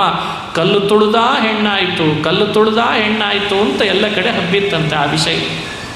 ಋಷಿಕುಮಾರರನ್ನೆಲ್ಲ ಸಂತೋಷಪಡಿಸಿದ ರಾಮ ನಗರದ ಒಳಗೆ ಪ್ರವೇಶ ಮಾಡ್ತಾನೆ. ವಿದೇಹ ನಾರೀ ನರವರ್ಯ ಸಂಘಾಹ, ನೋಡಿದವರೆಲ್ಲ ರಾಮನನ್ನು ಆಕರ್ಷಿತರಾದರಂತೆ. ರಾಮ ಇರೋದು ಹಾಗೆ ಇದ್ದಂತೆ, ದಟ್ಟಪುಷ್ಟವಾದ ದೇಹ. ಆಗ ತಾನೇ ಯೌವನ ಕಾಲಿಟ್ಟಿದ್ದ. ರಾಮನ ಮುಖದಲ್ಲಿ ಒಂದು ಕಾಂತಿ ಇತ್ತು. ದೇಹದೊಳಗೆ ಮೈ ಯೌವನಕ್ಕೆ ಬಂದ ಹಾಗೆ ಏನು ರೂಪ ತಗೊಳ್ಬೇಕೋ ಆ ರೂಪ ಪರಮಾತ್ಮ ಪ್ರಕಟ ಮಾಡಿದ್ದ. ಕೈಯಲ್ಲಿ ಬಿಲ್ಲು ಬಾಣ. ರಾಮ ಒಳಗೆ ಬರ್ತಿರ್ಲಿಕ್ಕೆ ಎಲ್ಲರ ಕಣ್ಣು ರಾಮನ ಕಡೆನೇ ಇತ್ತಂತೆ. ಇವನಿಗೆ ಸೀತೆ ಸಿಗ್ತಾಳೆ, ಇವನೇ ಬಿಲ್ಲನ್ನು ಮುರಿತಾನೆ ಅಂತ ಎಲ್ಲರ ಮನಸ್ಸಿನಲ್ಲಿ ಅನಿಸಿತ್ತಂತೆ. ಜನಕ ರಾಜ ವಿಶ್ವಾಮಿತ್ರರನ್ನು ಬರಮಾಡಿಕೊಂಡ. ವಿಶ್ವಾಮಿತ್ರರು ಜನಕ ರಾಜನಿಗೆ ಹೇಳ್ತಾರೆ, ನಾನು ಕರ್ಕೊಂಡು ಬಂದ ಇವರು ಶಿಷ್ಯರು, ಇವನು ರಾಮ, ಇವನು ಲಕ್ಷ್ಮಣ, ಇವನನ್ನು ನಿನ್ನ ಅಳಿಯನನ್ನು ಮಾಡ್ಕೋ ರಾಮನನ್ನ ಅಂತ ವಿಶ್ವಾಮಿತ್ರರು ಜನಕನಿಗೆ ಹೇಳಿದ್ರಂತೆ. ಆ ಕಾಲದಲ್ಲಿ ಕ್ಷತ್ರಿಯರ ಮನೆಯಲ್ಲಿ ಏನಾದರೂ ಕನ್ಯೆ ಹುಟ್ಟಿದರೆ ಕ್ಷತ್ರಿಯರಾದವರು ಕನ್ಯಾದಾನ ಮಾಡುವಾಗ ಯಾವತ್ತಿದ್ರೂ ಕೂಡ ವೀರ್ಯ ಅಂದರೆ ಪರಾಕ್ರಮವನ್ನು ಶುಲ್ಕವಾಗಿ ತಗೊಳ್ತಿದ್ರಂತೆ. ಈಗೆಲ್ಲ ಏನು ತಲೆ ಒಳಗೆ ಅಂದರೆ ವರದಕ್ಷಿಣೆ ಅಂತ. ವರದಕ್ಷಿಣೆಯ ಶಬ್ದ ಬಹಳ ಪ್ರಸಿದ್ಧ ಅಲ್ವಾ? ಆ ವರದಕ್ಷಿಣೆ ಅಂತಿರಲಿಲ್ಲ ಅದು. ಆವಾಗ ಕನ್ಯೆ ಕೊಡಬೇಕಾದ್ರೆ ಪುರುಷನಾದವನು ತನ್ನ ಪೌರುಷವನ್ನು ಶುಲ್ಕವಾಗಿ ಕೊಡಬೇಕಂತ. ಇಲ್ಲದೆ ಹೋದರೆ ಕನ್ಯೆ ಕೊಡಲ್ಲ. ಯಾರ ಪೌರುಷ ಜಾಸ್ತಿಯೋ ಅವರಿಗೆ ಕನ್ಯೆ. ಕ್ಷತ್ರಿಯ ಕನ್ಯೆ ಅಂದರೆ ಸಾಧಾರಣ ಅಲ್ಲ. ಯಾಕಂದರೆ ಅವಳಲ್ಲಿ ಮತ್ತೊಬ್ಬ ಕ್ಷತ್ರಿಯ ಅಷ್ಟು ಪುರುಷವಂತನೇ ಹುಟ್ಟಬೇಕು ಅಂತ ಇದೆಲ್ಲ ಉದ್ದೇಶ ಇರ್ತಿತ್ತು. ಇದೇನು ಅರ್ಥ ಆಗ್ತಾ ಇಲ್ಲ ಇವತ್ತು ಪ್ರಪಂಚದೊಳಗೆ. ನಮಗೆ ಇದ್ರ ಬಗ್ಗೆ ಸರಿಯಾಗಿ ಸಂಶೋಧನೆ ಮಾಡಲೇ ಇಲ್ಲ. ಯಾಕೆ ಕ್ಷತ್ರಿಯರನ್ನೇ ವರಿಸ್ಬೇಕು? ವಿಪ್ರರನ್ನೇ ಯಾಕೆ ವರಿಸ್ಬೇಕು? ಅವರವರನ್ನೇ ಯಾಕೆ ವಿವಾಹ ಮಾಡಿಕೊಳ್ಬೇಕು? ಯಾರನ್ನಾದರೂ ಯಾಕೆ ಮದುವೆ ಮಾಡಿಕೊಳ್ಬಾರ್ದು ಅಂತ ದೊಡ್ಡ ಚರ್ಚೆ ಜಗತ್ತಿನೊಳಗೆ. ಅದರಲ್ಲೇನಿದೆ, ಇವನು ಮನುಷ್ಯ, ಅವಳು ಮನುಷ್ಯಳು, ಹೀಗೆಲ್ಲ ಶುರುವಾಗಿದೆ. ವಾಸ್ತವಿಕವಾಗಿ ಹಿಂದೆ ಕ್ಷತ್ರಿಯನಿಗೆ ಕ್ಷತ್ರಿಯ, ವೈಶ್ಯರಿಗೆ ವೈಶ್ಯ, ಶೂದ್ರರು ಶೂದ್ರ, ಬ್ರಾಹ್ಮಣ ಈ ವ್ಯವಸ್ಥೆಯನ್ನು ಹಿರಿಯರು ಯಾಕಿಟ್ರು ಅಂದರೆ ವಿವಾಹದ ಮೂಲ ಉದ್ದೇಶ ಏನು? ಸಂತಾನದ ಉತ್ಪತ್ತಿ. ಸಂತಾನಕ್ಕಿಂತ ಬೇರೆ ವಿವಾಹದ ಫಲ ಏನಿದೆ ಹೇಳ್ರಿ ನೋಡೋಣ. ಮೂಲ ಅದೇ ಇತ್ತಂತೆ. ವೇದದಲ್ಲಿ ಹೇಳ್ತಾರೆ, ಹಿರಿಯರು ಹೇಳ್ತಾರೆ, ಪ್ರಜಾಯೈ ಗೃಹಮೇಧಿನಾಂ ಪ್ರಜಾಯೈ. ವಿವಾಹ ಯಾಕೆ ಹೇಳ್ತು ವೇದಗಳು? ಪ್ರಜಾ ಉತ್ಪತ್ತಿನೇ ವಿವಾಹದ ಮೂಲ ಉದ್ದೇಶ, ಉಳಿದೆಲ್ಲ ಆಮೇಲೆ. ಸಂತಾನ ಲೋಕದೊಳಗೆ ಸಮಾಜದೊಳಗೆ ಉತ್ತಮವಾದದ್ದು ಕೊಡಬೇಕು. ಹಾಗಾಗಿ ಅವರವರು ಅದದೇ ವರ್ಣದವರು ವಿವಾಹ ಮಾಡಿಕೊಂಡ್ರೆ ಅವರವ್ರದ್ದೇ ಜೀನ್ಸು ಮುಂದೆ ಬೆಳೀತಾ ಹೋಗ್ತದಂತೆ. ಅದನ್ನು ನಾವು ವ್ಯತ್ಯಾಸ ಮಾಡಲಿಕ್ಕೆ ಹೋದರೆ ಅತಿ ಬುದ್ಧಿವಂತಿಕೆಯಿಂದ ಮುಂದೆ ಹುಟ್ಟುವ ಸಂತಾನದಲ್ಲಿ ಏರಿಳಿತ ಆಗಲಿಕ್ಕೆ ಶುರುವಾಗ್ತದೆ. ಇದರ ಬಗ್ಗೆ ನೀವು ಯೋಚಿಸಿದರೆ ಗಂಭೀರ ಅನ್ನಿಸ್ತದೆ. ನಾವು ಅಂದ್ಕೊಂಡಿದ್ದೇವೆ ನನಗೆ ಯಾವ ಸಮಾಜವನ್ನು ಕೂಡ ದೂರ ಉದ್ದೇಶ ಇಲ್ಲ, ಹಿರಿಯರು ಮಾಡಿಟ್ಟ ಆ ತಥ್ಯಗಳನ್ನು ಅರ್ಥ ಮಾಡಿಸ್ಕೊಳ್ಳೋಣ ಅಂತಷ್ಟೆ. ವಿಚಾರ ಮಾಡಿ. ಒಂದು ಮೊಲ ಇದೆ, ಒಂದು ನರಿ ಇದೆ. ಆ ನರಿ ಮೊಲ ಎರಡೂ ಸೇರಿ ಒಂದು ಮಗುವನ್ನು ಹಡೆದಿವೆ. ಈಗ ಅದನ್ನು ಮೊಲ ಅನ್ನೋಣ, ನರಿ ಅನ್ನೋಣವ? ಲೋಕದಲ್ಲಿ ಇವತ್ತು ಹಂಗಾಗ್ತಾ ಇದೆ. ಎಲ್ಲ ಕ್ರಾಸ್ ತಳಿಗಳು ಅಂತ ಅಂತೀವಿ ನಾವು. ಇದಕ್ಕೆ ಇನ್ನೂ ಬೇರೆ ಬೇರೆ ಬಿಡಿಸಿದ ಭಾಷೆಯಲ್ಲಿ ಹೇಳೋದಾದರೆ, ಒಂದೊಳ್ಳೆ ನಾಟಿ ಹಸ ಇದೆ, ನಾಟಿ ಆಕಳ ಅದು ಫಲವತ್ತಾಗಿದೆ ಅಂತ ಅದರೊಳಗೆ ಗರ್ಭಾಧಾನ ಮಾಡಿದ್ದು ಯಾವುದು ಅಂದರೆ ಜರ್ಸಿ ಆಕಳ. ಆವಾಗ ಅಲ್ಲಿ ಹುಟ್ಟಿದ ಕ್ರಾಸ್ ತಳಿ, ಅದರದ್ದು ಹಾಲು ಜಾಸ್ತಿ ಇರ್ಬೋದು, ಆದರೆ ಕ್ವಾಲಿಟಿ ಇರಲ್ಲ. ಅರ್ಥ ಮಾಡ್ಕೊಳ್ಬೇಕು ನಾವು ಇದನ್ನೆಲ್ಲ. ಇವತ್ತು ನಿಮಗೆ ಕ್ವಾಲಿಟಿ ಜಾಸ್ತಿ ಬೇಕೋ ಕ್ವಾಂಟಿಟಿ ಜಾಸ್ತಿ ಬೇಕೋ? ಎಲ್ಲಿದೆ ನಮ್ಮ ಸಮಾಜ? ಹಾಲು ಬಂದರೆ ಸಾಕು, ಅದು ಏನಾದರೂ ಏನು, ಹೀಗಂದರೆ ಹೇಗೆ? ಹಿರಿಯರು ನಮ್ಮೊಳಗೆ ಇದೇ ವ್ಯವಸ್ಥೆಯನ್ನು ಮೊದಲೇ ಮನಗಂಡು ಅವನು ಅವಳಿಗೆ, ಅವಳು ಅವನಿಗೆ ಅನ್ನೋ ಒಂದು ಅದ್ಭುತವಾದ ವ್ಯವಸ್ಥೆಯನ್ನು ಬೆಳೆಸಿದ್ರಂತೆ. ಅದು ಬುದ್ಧಿಶಕ್ತಿ, ಯೋಚನೆ ಶಕ್ತಿ, ಆಲೋಚನೆ ಎಲ್ಲ ಜೀನ್ಸ್ನಲ್ಲೇ ಬರ್ತದೆ. ಕ್ಷತ್ರಿಯರಲ್ಲಿ ಪೌರುಷ, ಇನ್ನೊಬ್ಬರನ್ನು ಎದುರಿಸುವ ಶಕ್ತಿ, ರಕ್ಷಣೆ, ಆ ತಾಕತ್ತು ಅದು ಆ ಹೆಣ್ಣು ಗಂಡುಗಳಲ್ಲೇ ಇರ್ತಿತ್ತಂತೆ. ಅವರಿಂದ ಮುಂದೆ ಬರುವಂತಹ ಮಕ್ಕಳು ಕೂಡ ಅದೇ ಗುಣವಂತಿಕೆಯನ್ನು ಇಟ್ಟುಕೊಂಡು ಬೆಳೀತಿದ್ರಂತೆ. ಇದು ಎಲ್ಲರಲ್ಲಿ ಬರಲಿಕ್ಕಿಲ್ಲ. ಬರೀ ಮೊಸರನ್ನು ತಿನ್ಕೊಂಡು ಅವನಿಗೆ 50 kg ಖಡ್ಗ ಎತ್ತು ಅಂದ್ರೆ ಆಗ್ತದೆ? ಅದು ಅವರಿಗೇ ಸರಿ. ನೀನು ವೇದ, ಶಾಸ್ತ್ರ, ಪುರಾಣ, ಯಜ್ಞ, ಯಾಗ, ನಿನ್ನ ಆಹಾರ, ನಿನ್ನ ವ್ಯವಸ್ಥೆ ನೀನಿರು, ನಿನ್ನ ಮನೆಯೊಳಗೆ ಹುಟ್ಟುವ ಸಂತತಿ ನಿನ್ನಂತೆ ಇರುವಂತ ಮಾಡ್ಕೊ. ಕೃಷಿ ಮಾಡೋನಿಗೆ ಕೃಷಿಯಲ್ಲೇ ಇರುವ ಬುದ್ಧಿಶಕ್ತಿ ಅದು ಅವನಿಗೆ ಬರಲಿ. ಇದನ್ನೆಲ್ಲ ಮನಗಂಡು ಹಿರಿಯರು ಅವರವರಲ್ಲಿ ಅವರವರಿಗೆ ವಿವಾಹ ಆಗಲಿ ಅಂತನ್ನೋ ವ್ಯವಸ್ಥೆಯನ್ನು ಇಟ್ಟರೆ, ಇದನ್ನೆಲ್ಲ ಕಸರು ಮಸರು ಮಾಡಿ ಭಾರೀ ನಾವು ಮುಂದುವರೆದಿದ್ದೇವೆ ಅಂತಂತೇವಲ್ಲ, ಏನು ಹಣೆ ಬಾರ. ಭಾಳ ಯೋಚಿಸ್ಬೇಕಿದನ್ನು. ಇದನ್ನು ಯಾರನ್ನೋ ವಿರೋಧ ಮಾಡಿಸ್ಲಿಕ್ಕೆ ಹೇಳಿದ್ದಲ್ಲ. ಹಾಗಾಗಿ ಹಿಂದೆ ಕ್ಷತ್ರಿಯರಾದ ಕನ್ಯೆಯರನ್ನು ಕ್ಷತ್ರಿಯರಿಗೇ ಕೊಡ್ತಿದ್ರಂತೆ. ಕ್ಷತ್ರಿಯರಿಗೆ ಕೊಡಬೇಕಾದ್ರೂ ಕ್ಷತ್ರಿಯ ಪುರುಷನಲ್ಲಿ ಅದಕ್ಕೆ ತಕ್ಕಂತೆ ಪೌರುಷ ಇರಬೇಕು. ಇದ್ದದ್ದನ್ನು ಪರೀಕ್ಷೆ ಮಾಡಿ ಕೊಡ್ತಿದ್ರಂತೆ. ಕನ್ಯಾ ಪರೀಕ್ಷೆ ನಡೀತಿದ್ದದ್ದಲ್ಲ, ಹಿಂದೆ ವರ ಪರೀಕ್ಷೆ ನಡೀತಿತ್ತಂತೆ. ನನ್ನ ಮಗಳನ್ನು ಇಂಥ ಒಬ್ಬ ರಾಜನ ಮಗನಿಗೆ ಕೊಟ್ಟರೆ ಅವನ ಮನೆಯ ವಂಶ ಹೇಗೆ ಬೆಳಿಬೇಕು ಅದು ಯೋಚನೆ ಮಾಡ್ತಿದ್ರಂತೆ. ಹಾಗಾಗಿ ರಾಮ ಬಂದಾಗ ವಿಶ್ವಾಮಿತ್ರ ಮುನಿಗಳು ಕುರುಶ್ವಜಾಮಾತರಮೇನ ಮಾಶ್ವಿತಿ, ಜನಕ ನಿನಗೆ ಅಂತ ಈ ವರನನ್ನು ಕರ್ಕೊಂಡು ಬಂದಿದ್ದೇನೋ, ಇವನನ್ನು ನಿನ್ನ ಅಳಿಯನನ್ನು ಮಾಡ್ಕೋ ಅಂತ ಹೇಳಿದ್ರಂತೆ. ಜನಕ ರಾಜ ರಾಮನನ್ನು ನೋಡಿದಾಗಲೇ ಅರ್ಥ ಅವನು ಆಕರ್ಷಿತನಾಗಿದ್ದ. ಹೌದು, ನಾನು ರಾಮನಿಗೆ ಕೊಡಬೇಕು, ಆದರೆ ನಾನೊಂದು ಪಣ ಇಟ್ಟಿದ್ದೇನೆ ಅಂತಂದಂತೆ. ಏನದು? ನನ್ನ ಮಗಳನ್ನು ದಾನ ಮಾಡಬೇಕಾದ್ರೆ ನಾನಿಟ್ಟಂಥ ಒಂದು ಬಿಲ್ಲಿದೆ, 5,000 ಜನ ಅದನ್ನು ಹೊತ್ತು ತರಬೇಕು. 5,000 ಜನ ಹೊತ್ತು ತರಬೇಕು ಅಂದರೆ ಬಿಲ್ ಹೇಗಿರಬೇಕು ರೀ ಅದು? ಯಾರು ಕೊಟ್ಟರು ನಿನಗೆ ಅಂದರು ವಿಶ್ವಾಮಿತ್ರರು. ಇಲ್ಲ, ನಾನು ಹಿಂದೆ ಶಿವನನ್ನು ಕುರಿತು ತಪಸ್ಸು ಮಾಡಿದೆ, ಶಿವ ನನಗೋಸ್ಕರ ಅಂತ ಈ ಬಿಲ್ಲನ್ನು ಕೊಡುವಾಗಲೇ ಹೇಳಿದ್ನಂತೆ 800 ಬಂಡಿಗಳ ಮೇಲೆ ಅದನ್ನು ಇಟ್ಟಿದ್ರಂತೆ. 800 ಬಂಡಿಗಳ ಮೇಲೆ 5,000 ಜನ ಸೈನಿಕರು ಎಳೆದುಕೊಂಡು ಬರಬೇಕಿತ್ತಂತೆ. ಅಂಥ ಬಿಲ್ಲಂಥದ್ದು. ಈ ಬಿಲ್ಲನ್ನು ಒಂದು ವೇಳೆ ಏನಾದರೂ ರಾಮ ಹೆದೆ ಏರಿಸಿ ಅದನ್ನು ಮುರಿದ ಅಂತಾದರೆ ಅವನಿಗೆ ನಾನು ಸೀತೆಯನ್ನು ಕೊಡ್ತೇನೆ ಅಂತ ಜನಕ ರಾಜ ಹೇಳ್ದ. ಪೌರುಷ ಪರೀಕ್ಷೆ. ವಿಶ್ವಾಮಿತ್ರರು ಕೇಳಿದರು, ಇದನ್ನು ರಾಮನೇ ಮೊದಲು ಮುರಿಯೋದ, ಹಿಂದೆ ಇನ್ಯಾರಾದರೂ ಪ್ರಯತ್ನ ಪಟ್ರ ಅಂತ ಕೇಳಿದ್ದಂತೆ. ಅದಕ್ಕೆ ಜನಕ ರಾಜ ಹೇಳ್ದ, ರಾಮನೇ ಮೊದಲೇನಲ್ಲ ಸ್ವಾಮಿ, ಹಿಂದಿನ ದಿನ ತುಂಬ ಜನ ಬಂದು ಹೋದರು, ಯಾರಿಗೂ ಅದನ್ನು ಮುಟ್ಲಿಕ್ಕಲ್ಲ, ಅಳುಗಾಡಿಸ್ಲಿಕ್ಕೂ ಆಗಲಿಲ್ಲ, ಎಲ್ಲರೂ ಕೆಳಗೆ ಮೂರ್ಛೆ ಬಿದ್ದರು. ದಶಾನನಾದ್ಯ ಪತಿತಾ ವಿಮೂರ್ಛಿತಾ. ರಾವಣ ಇದೇ ಬಿಲ್ಲನ್ನು ಎತ್ತಲಿಕ್ಕೆ ಹೋದ, 10 ತಲೆ ತಿರುಗಿದ. 10 ತಲೆ ತಿರುಗಿದ್ದಲ್ಲದೆ ಮೈತುಂಬೆ ಬೆವತ ಕೆಳಗೆ ಬಿದ್ದ. ಜನಕ ರಾಜ ನೀರು ಸಿಡಿಸಿ ಎಬ್ಬಿಸಿ, ಹೋಗೋ ರಾವಣ ಮನೆಗೆ ಹೋಗು ಅಂತ ಕಳಿಸಿದ್ದಂತೆ. ಹಿಂದಿನ ರಾವಣನ ಕೈಯಲ್ಲಿ ಆಗಿರಲಿಲ್ಲ. ಇನ್ನಿತರ ಬೇರೆ ಬೇರೆ ದೇಶದ ರಾಜರುಗಳು ಬಂದು ಸೇರಿಕೊಂಡು ಅದನ್ನು ಎತ್ತಲಿಕ್ಕೆ ಹೋದರೂ ಅವ್ರ ಕೈಯಲ್ಲಿ ಆಗಿರಲಿಲ್ಲ, ಯಾರ ಕೈಯಲ್ಲೂ ಆಗಿಲ್ಲ. ಶಿವ ಹೇಳೇ ಕೊಟ್ಟಿದ್ದಂತೆ, ಈ ಬಿಲ್ಲನ್ನು ಯಾರು ಹೆದೆ ಏರಿಸಿ ಮುರಿತಾನೋ ಅವನಿಗೇ ನೀನು ಸೀತೆಯನ್ನು ಕನ್ಯಾದಾನ ಮಾಡು ಅಂತ ಕೊಟ್ಟಿದ್ದಂತೆ. ಇದು ಶಿವಧನುಸ್ಸು.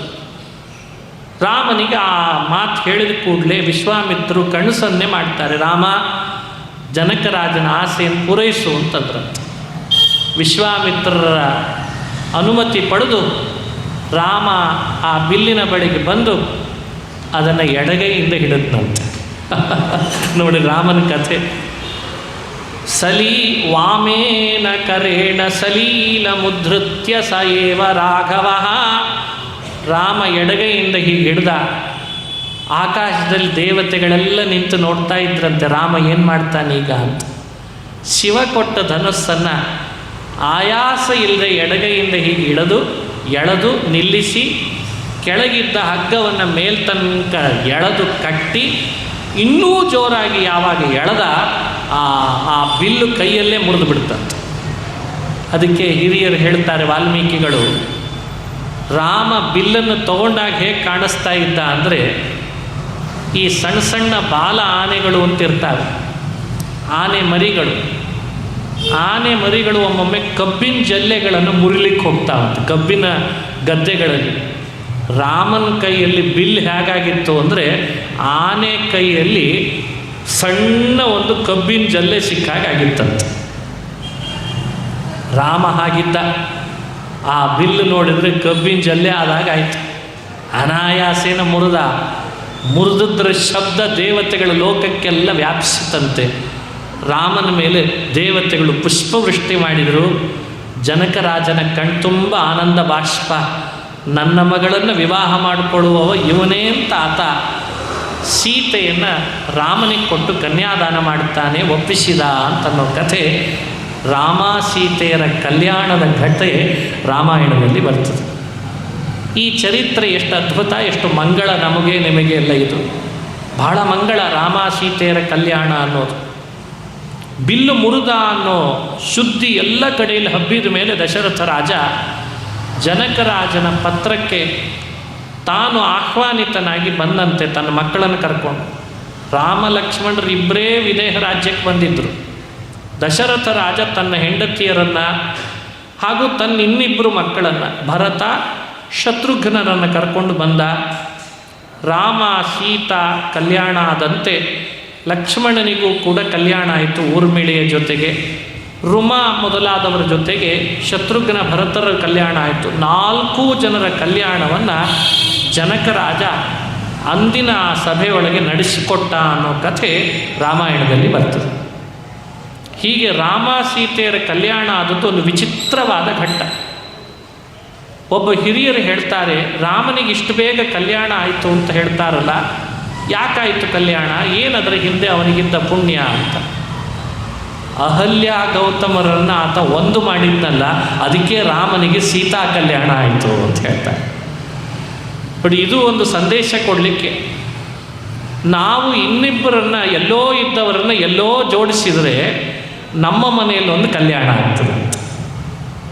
ಯಾರೋ ಕನ್ಯೆ, ಯಾರೋ ವರ ಎಲ್ಲೋ ಇರ್ತಾರೆ, ನಮಗೇನಾದರೂ ಪರಿಚಯ ಇದ್ದರೆ ನೋಡಿ ಅಲ್ಲಿ ಕನ್ಯೆ ಇದೆ, ಇಲ್ಲೊಂದು ವರ ಇದೆ, ನೀವು ಬೇಕಂದರೆ ಕೇಳ್ಬೋದು, ಮದುವೆ ಮಾಡಿರಿ ಅಂತ ಇಷ್ಟು ಹೇಳಿದರೆ ಸಾಕಂತ.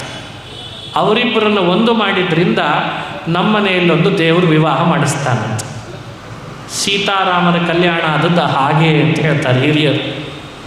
ರಾಮ ಗೌತಮರೊಟ್ಟಿಗೆ ಅಹಲ್ಯೆಯನ್ನು ಜೋಡಿಸಿದ, ಅದಕ್ಕೆ ವಿಧಿ ರಾಮನೊಟ್ಟಿಗೆ ಸೀತೆಯನ್ನು ಜೋಡಿಸಿತು ಅಂತ ಹೇಳ್ತಾರೆ. ಇದು ಕಲ್ಯಾಣದ ಹಿಂದೆ ಯೋಚಿಸಬಹುದಾದಂಥ ಮತ್ತೊಂದು ಸಂದೇಶ. ಸೀತಾರಾಮರ ಕಲ್ಯಾಣ ಆದಮೇಲೆ ವಿಶ್ವಾಮಿತ್ರರು ಮುಂದೆ ರಾಮನೊಟ್ಟಿಗೆ ಹೋಗಲಿಲ್ಲ. ಮೇಲ್ನೋಟಕ್ಕೆ ಅವರು ಯಜ್ಞ ರಕ್ಷಣೆ ಮಾಡಲಿಕ್ಕೆ ಅಂತ ರಾಮನ ಕರ್ಕೊಂಡು ಬಂದದ್ದು. ಅದು ಬರೀ ಮೇಲ್ನೋಟ ಅಂತಾರೆ ಹಿರಿಯರು. ವಿಶ್ವಾಮಿತ್ರರು ಪ್ರತಿ ಸ್ವರ್ಗವನ್ನೇ ನಿರ್ಮಾಣ ಮಾಡಿದವರು. ಅವರಿಗೇನು ಗೊತ್ತಿರಲಿಲ್ಲ ಏನು ಯಜ್ಞ ಹೇಗೆ ರಕ್ಷಣೆ ಮಾಡಿಕೊಳ್ಬೇಕು ಅಂತ. ಯಜ್ಞ ರಕ್ಷಣೆ ಅಷ್ಟೇ ಉದ್ದೇಶ ಇರಲಿಲ್ಲ. ಅವರಿಗೆ ಜನಕರಾಜನ ಮನೆಗೆ ಕರ್ಕೊಂಡು ಹೋಗಿ ರಾಮನಿಗೆ ಸೀತೆಗೆ ಕಲ್ಯಾಣ ಮಾಡಿಸ್ಬೇಕು ಅಂತಿತ್ತಂತೆ ವಿಶ್ವಾಮಿತ್ರರಿಗೆ. ಹಾಗಾಗಿ ವಿಶ್ವಾಮಿತ್ರರು ನೆಪ ಹಾಕಿದ್ದು ಯಜ್ಞ ರಕ್ಷಣೆ ಮಾಡಲಿಕ್ಕೆ ರಾಮ ಬರಲಿ ಅಂತ. ಒಳಗೆ ಮನಸ್ಸಿನಲ್ಲಿ ಇಟ್ಕೊಂಡು ಉದ್ದೇಶ ರಾಮನಿಗೆ ಸೀತೆಯನ್ನು ಕಲ್ಯಾಣ ಮಾಡಿಸ್ಬೇಕು ಅಂತಿತ್ತಂತೆ.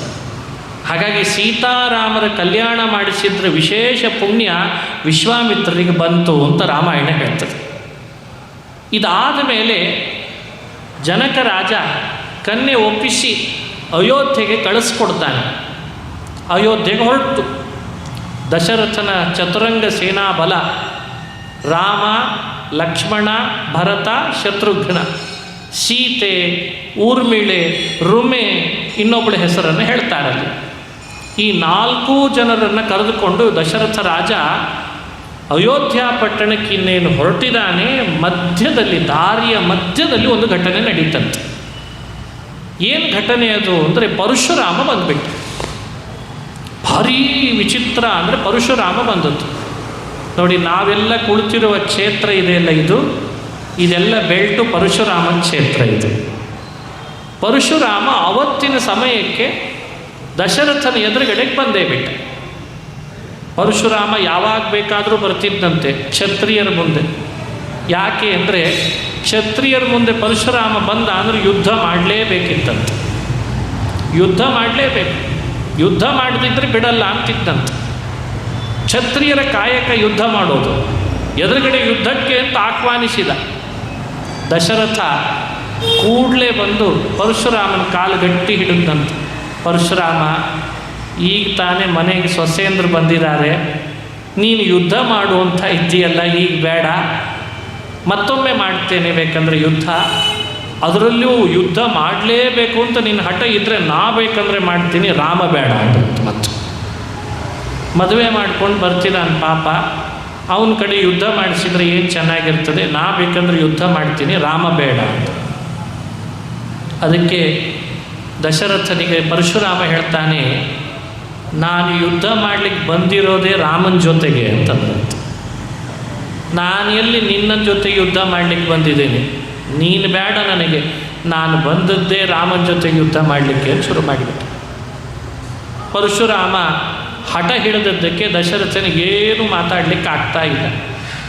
ಅರೆ, ಯುದ್ಧ ಮಾಡಲಿಕ್ಕೆ ಬಂದಿರೋದೇ ರಾಮನ ಜೊತೆಗೆ ಅಂತಿದ್ದಾನೆ, ಏನು ಮಾಡಿಬಿಡ್ತಾನೋ ಏನೋ ಪರಶುರಾಮ ಅಂತ ಆತಂಕ ಶುರು ಆಯಿತು. ಪರಶುರಾಮನ ಕೈಯಲ್ಲಿ ಒಂದು ಬಿಲ್ಲಿತ್ತಂತೆ. ಆ ಬಿಲ್ಲನ್ನು ಪರಶುರಾಮ ರಾಮನ ಕೈಗೆ ಕೊಟ್ಟ. ರಾಮ ಆ ಬಿಲ್ಲನ್ನು ಹಿಡಿದು ಪರಶುರಾಮನೊಟ್ಟಿಗೆ ಯುದ್ಧ ಮಾಡಬೇಕು ಅಂತ. ರಾಮ ಪರಶುರಾಮರ ಎದುರುಗಡೆಯಲ್ಲಿ ಇಬ್ಬರೂ ಕೂಡ ಯುದ್ಧಕ್ಕೆ ಅಂತ ನಿಂತಾಗ ದೇವತೆಗಳು ಬಂದರು. ಇದು ಘೋರ ಯುದ್ಧನೇ ಆಗಿಬಿಡ್ತದೋ ಏನೋ ಈಗ ಅಂತ. ಯುದ್ಧ ಶುರು ಆಯಿತು. ರಾಮ ಬಿಟ್ಟ ಬಾಣಕ್ಕೆ ಪರಶುರಾಮ ಬಿಡ್ತಿದ್ದಾನೆ, ಪರಶುರಾಮ ಬಿಟ್ಟ ಬಾಣಕ್ಕೆ ರಾಮ ಬಿಡ್ತಿದ್ದಾನೆ. ಪ್ರತಿ ಬಾಣ ಯುದ್ಧ ಮಾಡ್ತಿದ್ದಾರೆ. ದೇವತೆಗಳಿಗೆ ಖುಷಿ ಆಗ್ತಾ ಇದೆ, ಏನು ಯುದ್ಧ ಅದ್ಭುತ ಅಂತ. ಇದ್ದಕ್ಕಿದ್ದಾಗೆ ರಾಮ ಬಿಲ್ಲಿಗೆ ಬಾಣ ಹೂಡಿದಾನೆ. ಪರಶುರಾಮ ಯುದ್ಧ ಮಾಡ್ತಿದ್ದವನು ಕೈ ಎತ್ತಿಬಿಟ್ಟಂತೆ. ಕೈ ಎತ್ತಿ ನಾನು ಸೋತೆ ಸೋತೆ ಅಂತ ಕೂಗಿಬಿಟ್ಟ. ಸೋತೆ ನಾನು ಅಂತ ಕೂಗಿದ್ದಲ್ದೇನೆ ವಿಚಿತ್ರ ಅಂದರೆ ತಾನು ಸೋತದ್ದಲ್ಲದೆ ಪರಶುರಾಮನ ಹೊಟ್ಟೆ ಒಳಗೆ ಒಬ್ಬ ಇದ್ದಂತೆ. ಪರಶುರಾಮನ ಹೊಟ್ಟೆ ಒಳಗೆ ಒಬ್ಬ ಇದ್ದ. ಅವನಿಗೆ ಲೋಕಮಯ, ತಪೋಮಯ ಅಂತ 2 ಹೆಸರಿದೆ. ಅವನು ಒಬ್ಬ ರಾಕ್ಷಸ. ಅವನಿಗೆ ಹೇಳಿದ ಪರಶುರಾಮ, ನೋಡು ತಪೋಮಯ, ನೀ ನನ್ನೊಳಗೆ ಬಂದು ಸೇರ್ಕೊಂಡಿದ್ದಿ, ನಾನು ಸೋಲಲ್ಲ ಅಂತ ಅಂದ್ಕೊಂಡಿದ್ದಿ, ನಾ ಸೋತೆ ರಾಮನ ಮುಂದೆ. ನೀನು ಹೀಗೆ ನನ್ನೊಳಗಿದ್ದರೆ ರಾಮ ಬಿಡ್ತಾ ಇರುವ ಬಾಣ ನಿನ್ನೂ ಸೇರಿ ಬಲಿ ತಗೊಳ್ತದೆ, ನೀನು ಹೊರಗೆ ಬಾ ಅಂತಂದ. ಒಳಗಿದ್ದ ತಪೋಮಯ ಹೊರಗೆ ಬಂದ. ರಾಮ ಬಾಣ ಹೂಡಿಯಾಗಿದೆ ಬಿಲ್ಲಿಗೆ ಹೂಡಿದ ಬಾಣವನ್ನು ಹೊರಗೆ ಬರ್ತಾ ಇದ್ದ ತಪೋಮಯ ಅನ್ನೋ ರಾಕ್ಷಸನ ಮೇಲೇ ಬಿಟ್ಟನಂತೆ. ರಾಮನ ಬಾಣ ಆ ತಪೋಮಯನನ್ನು ಸುಟ್ಟು ಭಸ್ಮ ಮಾಡಿಬಿಡ್ತಂತೆ. ಆಮೇಲೆ ಪರಶುರಾಮ ರಾಮನ ಬಳಿಗೆ ಬಂದು ಎಲ್ಲರೂ ನೋಡ್ತಿದ್ದಂತೆಯೇ ಗಟ್ಟಿಯಾಗಿ ಆಲಿಂಗಿಸ್ಕೊಂಡ್ರಂತೆ ಪರಶುರಾಮ ರಾಮ. ಆ ಆಲಿಂಗನ ಮಾಡಿಕೊಂಡ್ರೆ ದಶರಥ ದೂರದಿಂದ ನೋಡ್ತಿದ್ದವನು ಒಂದಾಗೇ ಕಂಡುಬಿಟ್ರಂತೆ ರಾಮ ಪರಶುರಾಮ. ರಾಮ ಬೇರೆ ಅಲ್ಲ, ಪರಶುರಾಮ ಬೇರೆ ಅಲ್ಲ. ದೇವತೆಗಳೆಲ್ಲ ರಾಮ ಪರಶುರಾಮರ ಮೇಲೆ ಪುಷ್ಪವೃಷ್ಟಿ ಮಾಡಿ ದೇವಲೋಕದ ವಾದ್ಯಗಳನ್ನು ಮೊಳಗಿಸಿದ್ರಂತೆ. ವಸಿಷ್ಠ ಮೊದಲಾದ ಋಷಿಗಳೆಲ್ಲ ರಾಮ ಪರಶುರಾಮರನ್ನು ಒಂದಾಗಿದ್ದನ್ನು ನೋಡಿ ಆನಂದ ಪಟ್ಟರಂತೆ. ಒಂದಾಗೋದು ಅಂದರೆ ನಾವು ನೀವು ಗಟ್ಟಿ ಯಾರನ್ನಾದರೂ ಆಲಿಂಗಿಸ್ಕೊಂಡ್ರೆ ಒಂದಾದಾಗೆ ಕಾಣಿಸ್ತದೆ, ಅಷ್ಟೇ ಅಲ್ಲ, ಪೂರ್ಣ ಒಂದಾಗೇ ಬಿಟ್ಟಿದ್ರಂತೆ. ರಾಮನೇ ಪರಶುರಾಮನಾಗಿ ಕಂಡ, ಪರಶುರಾಮನೇ ರಾಮನಾಗಿ ಕಂಡುಬಿಟ್ಟಂತೆ. ಬಹಳ ಸಂತೋಷ ಆಯಿತು. ಓ, ರಾಮನೇ ಪರಶುರಾಮನ, ಪರಶುರಾಮನೇ ರಾಮನ, ನನಗೆ ಗೊತ್ತಿರಲಿಲ್ಲ ಇಷ್ಟು ದಿವಸ, ಈಗ ನನ್ನ ಅಜ್ಞಾನ ಕಳೀತು ಅಂತಂದ ದಶರಥ ರಾಜ. ಇದೊಂದು ಘಟನೆ ರಾಮಾಯಣದಲ್ಲಿ ಬರ್ತದೆ. ಯಾಕೆ ಈ ಘಟನೆ ನಡೆದದ್ದು, ಏನಿದು ಸಂದೇಶ, ಏನು ಮಾಡಿದ ಪರಶುರಾಮ ಅರ್ಥ ಆಗಲಿಲ್ಲ. ವಾಲ್ಮೀಕಿಗಳು ಕಥೆ ಹೇಳ್ತಾ ಹೋಗ್ತಾರೆ. ಇದರ ವಿವರಣೆಯನ್ನು ನಾವು ಚಿಂತನೆ ಮಾಡಬೇಕು. ಅವನು ಯಾರು ಅಂದರೆ ಅತುಲ ಅಂತ ಒಬ್ಬ ಅಸುರ. ಅತುಲ ಅನ್ನುವ ರಾಕ್ಷಸ ಒಂದ್ಸಲಿ ಬ್ರಹ್ಮದೇವರನ್ನು, ಶಿವನನ್ನು ತಪಸ್ಸು ಮಾಡಿದ್ದಂತೆ. ಶಿವನನ್ನು ತಪಸ್ಸು ಮಾಡಿದ, ಬ್ರಹ್ಮನನ್ನೂ ತಪಸ್ಸು ಮಾಡಿದ್ದ. ಬ್ರಹ್ಮ ತಪಸ್ಸು ಮಾಡ್ತಾರೆ ಅಂದಮೇಲೆ ಅಸುರರಿಗೆ ವರ ಕೊಡಲಿಕ್ಕೆ ಆಗಾಗ ಬರ್ತಾನೆ ಇರ್ತಾನೆ. ಇವ ತಪಸ್ಸು ಮಾಡಿದ್ನಲ್ಲ ಅಂತ ಬ್ರಹ್ಮದೇವರು ಅತುಲಾಸುರನ ಮುಂದೆ ಬಂದು ನಿಂತ್ಕೊಂಡ್ರಂತೆ. ಏನಪ್ಪ ಅತುಲಾಸುರ, ನಿನಗೇನು ವರ ಬೇಕು ಕೇಳು ಅಂತಂದ್ರಂತೆ. ಆಗ ಆ ಅತುಲಾಸುರ ಹೇಳ್ದ, ನೋಡಿ, ನನಗೆ ಯಾವ ಕಾರಣಕ್ಕೂ ಸಾವು ಬರಬಾರ್ದು, ಹಾಗೆ ಒಂದು ವರ ಕೊಡ್ರಿ ಅಂತಂದ. ಈ ಅಸುರರೆಲ್ಲ ತಪಸ್ಸು ಮಾಡಿದಾಗ ಸಾಮಾನ್ಯವಾಗಿ ಕೇಳೋದೇ ಅದು, ಸಾವು ಬರಬಾರ್ದು. ಅಂದರೆ ನಾವು ಏನು ತಪ್ಪು ಕೆಲಸ ಮಾಡಿದರೂ ಸಮಾಜದಲ್ಲಿ ನಮ್ಮನ್ನು ಯಾರೂ ಕೊಂದಿರಬಾರ್ದು, ಮತ್ತೆ ಮತ್ತೆ ತಪ್ಪು ಮಾಡ್ತಾ ಇರಬೇಕು, ನಮ್ಮನ್ನು ಯಾರೂ ಕೊಂದಿರಬಾರ್ದು. ನೋಡಿ, ಈಗೆಲ್ಲ ವರ ಪಡ್ಕೊಳ್ಳೋದು ಅಂತ ಬಹಳ ಸುಲಭ ಆಗಿದೆ. ಈಗ ನೋಡಿ, ಏನು ತಪ್ಪು ಮಾಡಿದರೂ ಕೂಡ ಶಿಕ್ಷೆ ಆಗಬಾರ್ದು ಅಂದರೆ ಏನು ಮಾಡಬೇಕು ಅಂತ ನಿಮ್ಗೆ ಗೊತ್ತಾಗಿದೆನಾ?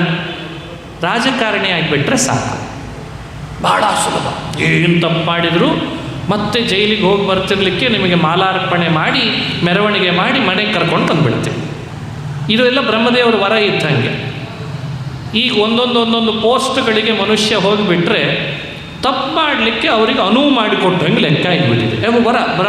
ಆಗೆಲ್ಲ ಬ್ರಹ್ಮದೇವರ ವರ ರಾಕ್ಷಸರಿಗೆಲ್ಲ ಏನು ತಪ್ಪು ಮಾಡಿದರೂ ನಡೀತದೆ ಅಂತ ಮಾಡ್ತಿತ್ತಂತೆ.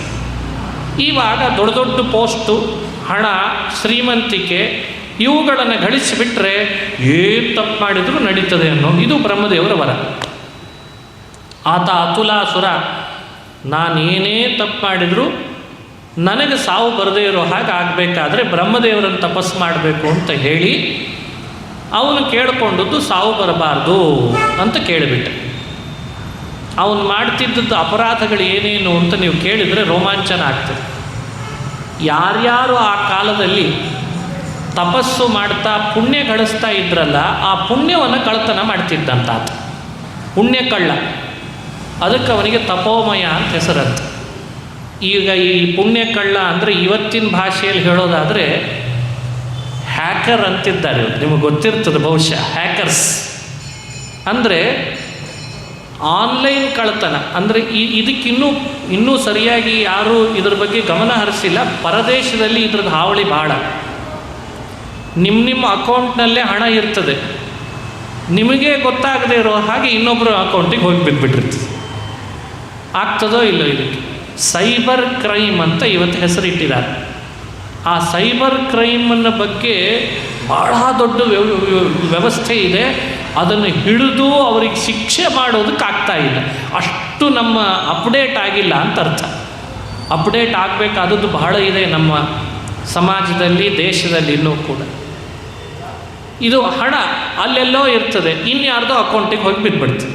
ಇದು ಸೈಬರ್ ಕ್ರೈಮ್. ಹಾಗೆ ಆ ಕಾಲದ ಅಸುರ ಹೆಂಗಿದ್ದ ಅಂದರೆ ಯಾರ್ದೋ ಪುಣ್ಯವನ್ನು ಇನ್ಯಾರ್ದೋ ತೊಗೊಂಡಂಗೆ ತಾನು ಕಳ್ತನ ಮಾಡ್ತಿದ್ದಂತೆ. ಅದಕ್ಕೆ ಅವನಿಗೆ ತಪೋಮಯ, ಲೋಕಮಯ ಅಂತ ವಾಲ್ಮೀಕಿಗಳು ಕರೀತಾರೆ. ಪುಣ್ಯ ಕಳ್ತನ ಮಾಡ್ತಾರೆ. ಅದು ವಿಚಿತ್ರ. ಅದು ನಿಮಗೆ ಊಹಿಸ್ಲಿಕ್ಕೆ ಸಾಧ್ಯ ಇಲ್ಲ. ಋಷಿ ಮುನಿಗಳಿಗೆಲ್ಲ ಸಾಕಾಗಿ ಹೋಗಿತ್ತು ಇವನ ಕಾರ್ಯ ನೋಡಿ. ಇವ ತಪಸ್ಸು ಮಾಡಿ ವರ ಬೇರೆ ಪಡ್ಕೊಂಡ. ಆವಾಗ ವರ ಕೊಡುವಾಗ ಬ್ರಹ್ಮದೇವರು ಹೇಳಿದ್ರಂತೆ, ನೋಡು ನೀನು ಅಸುರ, ಹುಟ್ಟಿದ ಮೇಲೆ ಸಾವು ಬರಬಾರ್ದು ಅಂತ ಕೇಳಿದರೆ ಸಾಧ್ಯ ಇಲ್ಲ, ಆದರೆ ಒಂದು ನಿನಗೆ ವರ ಕೊಡಬಲ್ಲೆ ನಾನು ಅಂದ್ರದ್ದು. ಏನು ವರ? ಏನಲ್ಲ, ನೀನು ಪರಶುರಾಮ ಅಂದರೆ ವಿಷ್ಣು, ಅವನು ಹೇಳಿದ್ದು ವಿಷ್ಣು ಏನಾದರೂ ಒಂದು ವೇಳೆ ಸೋತ ಅಂತ ನೀನು ತಿಳಿದ್ರೆ ನಿನಗೆ ಸಾವು ಬರ್ತದೆ ಅಂತಿದ್ರೆ. ಏನು ಖುಷಿ ಆಯಿತು ಅಂದ್ರೆ ಅವನಿಗೆ, ವಿಷ್ಣುವಿಗೆ ಸೋಲೇ ಇಲ್ಲ, ನನಗೆ ಸಾವೇ ಇಲ್ಲ ಅಂತ ಭಾರಿ ಖುಷಿ ಪಟ್ಬಿಟ್ಟು. ಒಳ್ಳೆ ವರ ಕೊಡ್ತಾ ಇದ್ದೀರಿ ಬ್ರಹ್ಮದೇವರೇ, ವಿಷ್ಣುವಿಗೆ ಸೋಲಿಲ್ಲ, ನನಗೆ ಸಾವಿಲ್ಲ, ಭಾಳ ಸಂತೋಷ, ಕೊಟ್ಬಿಡಿ, ತಥಾಸ್ತು ಅಂತಂದ್ರು. ಶಿವನನ್ನು ಕುರಿತು ತಪಸ್ಸು ಮಾಡಿದ.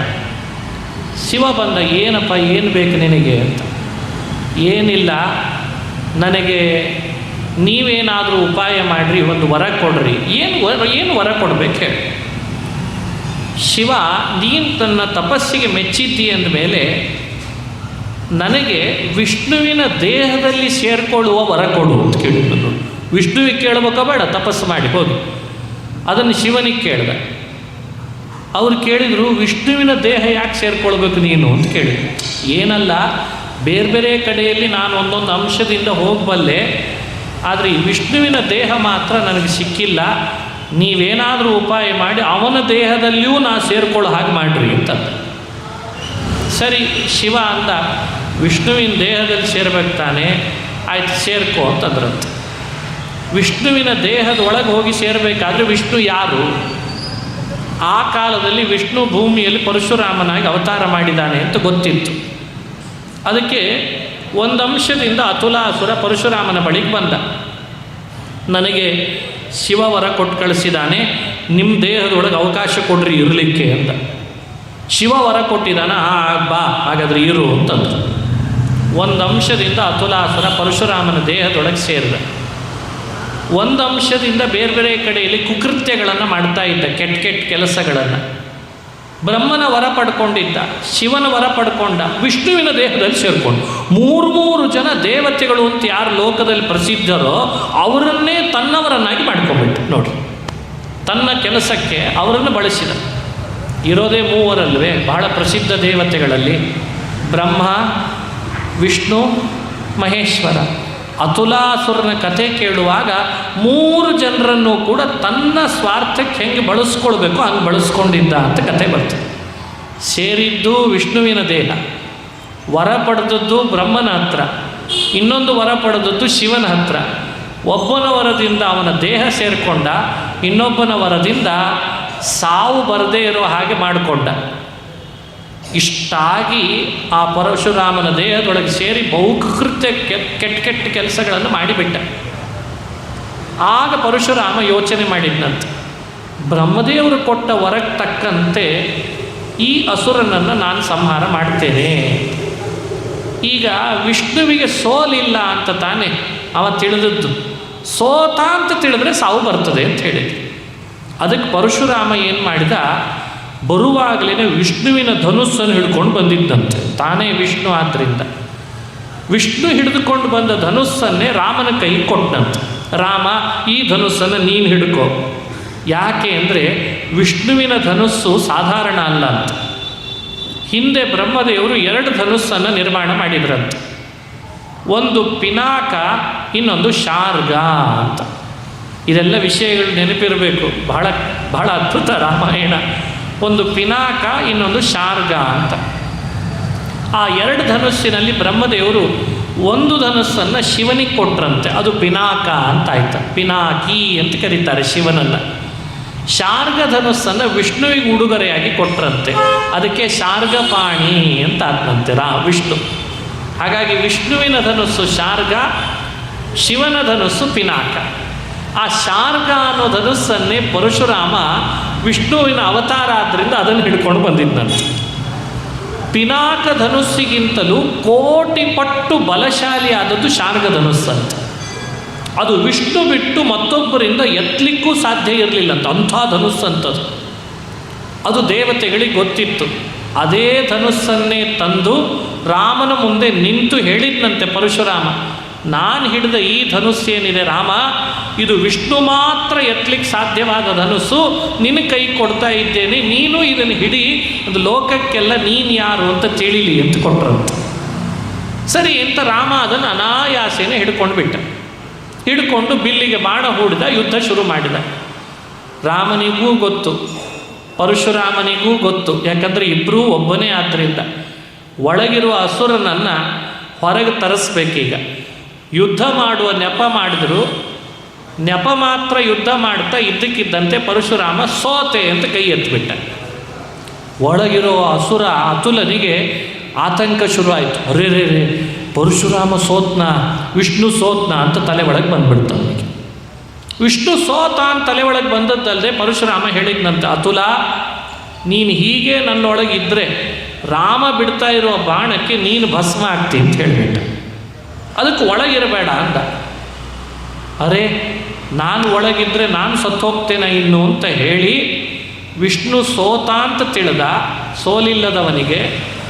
ಇನ್ನು ಒಳಗಿದ್ದರೆ ಪರಶುರಾಮನ ಜೊತೆಗೆ ನಾನೆಲ್ಲಿ ಸೋಲ್ತೇನೋ ಸಾಯ್ತೇನೋ ಅಂತ ಹೆದರಿದ. ಹೊರಗೆ ಬಂದ ದೇಹದಿಂದ ರಾಮನ ಬಾಣಕ್ಕೆ ಅತುಲಾಸುರ ತುತ್ತಾಗಿ ಸತ್ತೋದ ಅಂತ ಇಷ್ಟು ಕಥೆ ಇತ್ತು. ಎಷ್ಟು ವಿಶಾಲವಾದ ಕಥೆ ನೋಡ್ರಿ ರಾಮಾಯಣದಲ್ಲಿ. ಇತ್ತೀಚೆಗೆ ಈ ಕಥೆಗಳನ್ನೆಲ್ಲ ಸ್ಕಿಪ್ ಮಾಡಿ ರಾಮಾಯಣ ಹೇಳಲಿಕ್ಕೆ ಶುರು ಮಾಡಿದ್ದಾರೆ. ಈಗ ರಾಮಾಯಣ ಅಂದರೆ ಹೆಂಗಾಗಿದೆ ಅಂದರೆ, ಲೋಕದ ಜನರಿಗೆ ಯಾವುದು ಖುಷಿ ಕೊಡ್ತದೋ ಹಾಗೆ ರಾಮಾಯಣ ಹೇಳಲಿಕ್ಕೆ ಶುರುವಾಗಿದೆ. ನಿಜವಾದ ರಾಮಾಯಣದ ನಿಜವಾದ ಪಾತ್ರಗಳು ನಡೆದ ಘಟನೆಗಳನ್ನು ಕೇಳಿದರೆ ಅದರ ಮರ್ಮವೇ ಬೇರೆ ಇದೆ. ಹೀಗೆ ಅತುಲಾಸುರನನ್ನು ಒಬ್ಬನ್ನ ಸಂಹಾರ ಮಾಡಲಿಕ್ಕೆ ರಾಮ ಪರಶುರಾಮ ಇಬ್ಬರೂ ಮಾಡಿದ ಒಂದು ದೊಡ್ಡ ನಟನೆ. ಪರಶುರಾಮ ಸೋತೆ ಅಂತಂದದ್ದು ಯಾರ ಮುಂದೆ? ರಾಮನ ಮುಂದೆ. ಹಾಗಾಗಿ ರಾಮ ಪರಶುರಾಮರು ಬೇರೆ ಬೇರೆ ಆಗಿದ್ದಾರೆ ಅಂತ ತಿಳಿದ್ರೆ ಅದು ನಿಜವಾಗಲೂ ಅಪರಾಧ. ಕೆಲವರಿಗೆ ಹಾಗೆ ಇದೆ ಇವತ್ತಿಗೂ, ರಾಮನೇ ಬೇರೆ ಪರಶುರಾಮನೇ ಬೇರೆ ಅಂತ.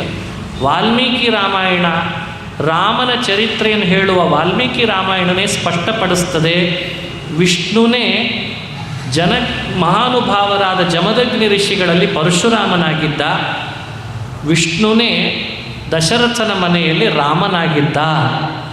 ಈ ಎರಡನ್ನು ಸಜ್ಜನರಿಗೆ ತಿಳಿಸ್ಬೇಕು ಅಂಥೇಳಿ ಪರಶುರಾಮ ರಾಮರು ಒಂದಾದಾಗ ಮತ್ತೆ ಎಲ್ಲ ಸಜ್ಜನರಿಗೆ ಓ ಇವನೇ ವಿಷ್ಣು, ಇವನೇ ಶಾರ್ಗಪಾಣಿ, ಇವನೇ ಪರಶುರಾಮ, ಇವನೇ ರಾಮ ಅನ್ನೋ ತಿಳುವಳಿಕೆಯನ್ನು ಮೂಡಿಸಿದ್ರಂತೆ. ಹೀಗೆ ಘಟನೆ ನಡೆದದ್ದನ್ನು ರಾಮಾಯಣ ನಮ್ಮ ಮುಂದೆ ಇಡ್ತದೆ. ನಮಗೇನು ತಿಳುವಳಿಕೆ ಕೊಟ್ಟರು ಇದರಿಂದ? ಅತುಲ ಎಲ್ಲರ ಪುಣ್ಯವನ್ನು ನಾಶ ಮಾಡ್ತಾ ಇದ್ದ. ಅದಕ್ಕೆ ಅವನು ತಪೋಮಯ. ಅವನಿಗೆ ಶಿಕ್ಷೆ ಹಾಕಬೇಕಾಗಿತ್ತು. ನೋಡಿದರೆ ಬ್ರಹ್ಮನ ವರ ಪಡ್ಕೊಂಡು ಬಂದಿದ್ದ. ಇದು ನಮಗೆ ಕೊಡೋ ತಿಳುವಳಿಕೆ. ಲೋಕದಲ್ಲಿ ಇವತ್ತು ಬಹಳ ದೊಡ್ಡ ದೊಡ್ಡ ಪದವಿಯಲ್ಲಿ ಕೊಡ್ತಾರೆ, ಬಹಳ ದೊಡ್ಡ ಸ್ಥಾನಕ್ಕೆ ಹೋಗ್ತಾರೆ. ಸ್ಥಾನಕ್ಕೆ ಹೋದ ಮೇಲೆ ಅತುಲಾಸುರನಂತೆ ಎಲ್ಲರ ಹಣವನ್ನು ಕದೀಲಿಕ್ಕೆ ಶುರು ಮಾಡ್ತಾರೆ. ನಮಗೇ ಗೊತ್ತಿರಲ್ಲ, ನಮ್ಮದೇ ಹಣ ಅವರು ಕದೀತಾ ಇರ್ತಾರೆ.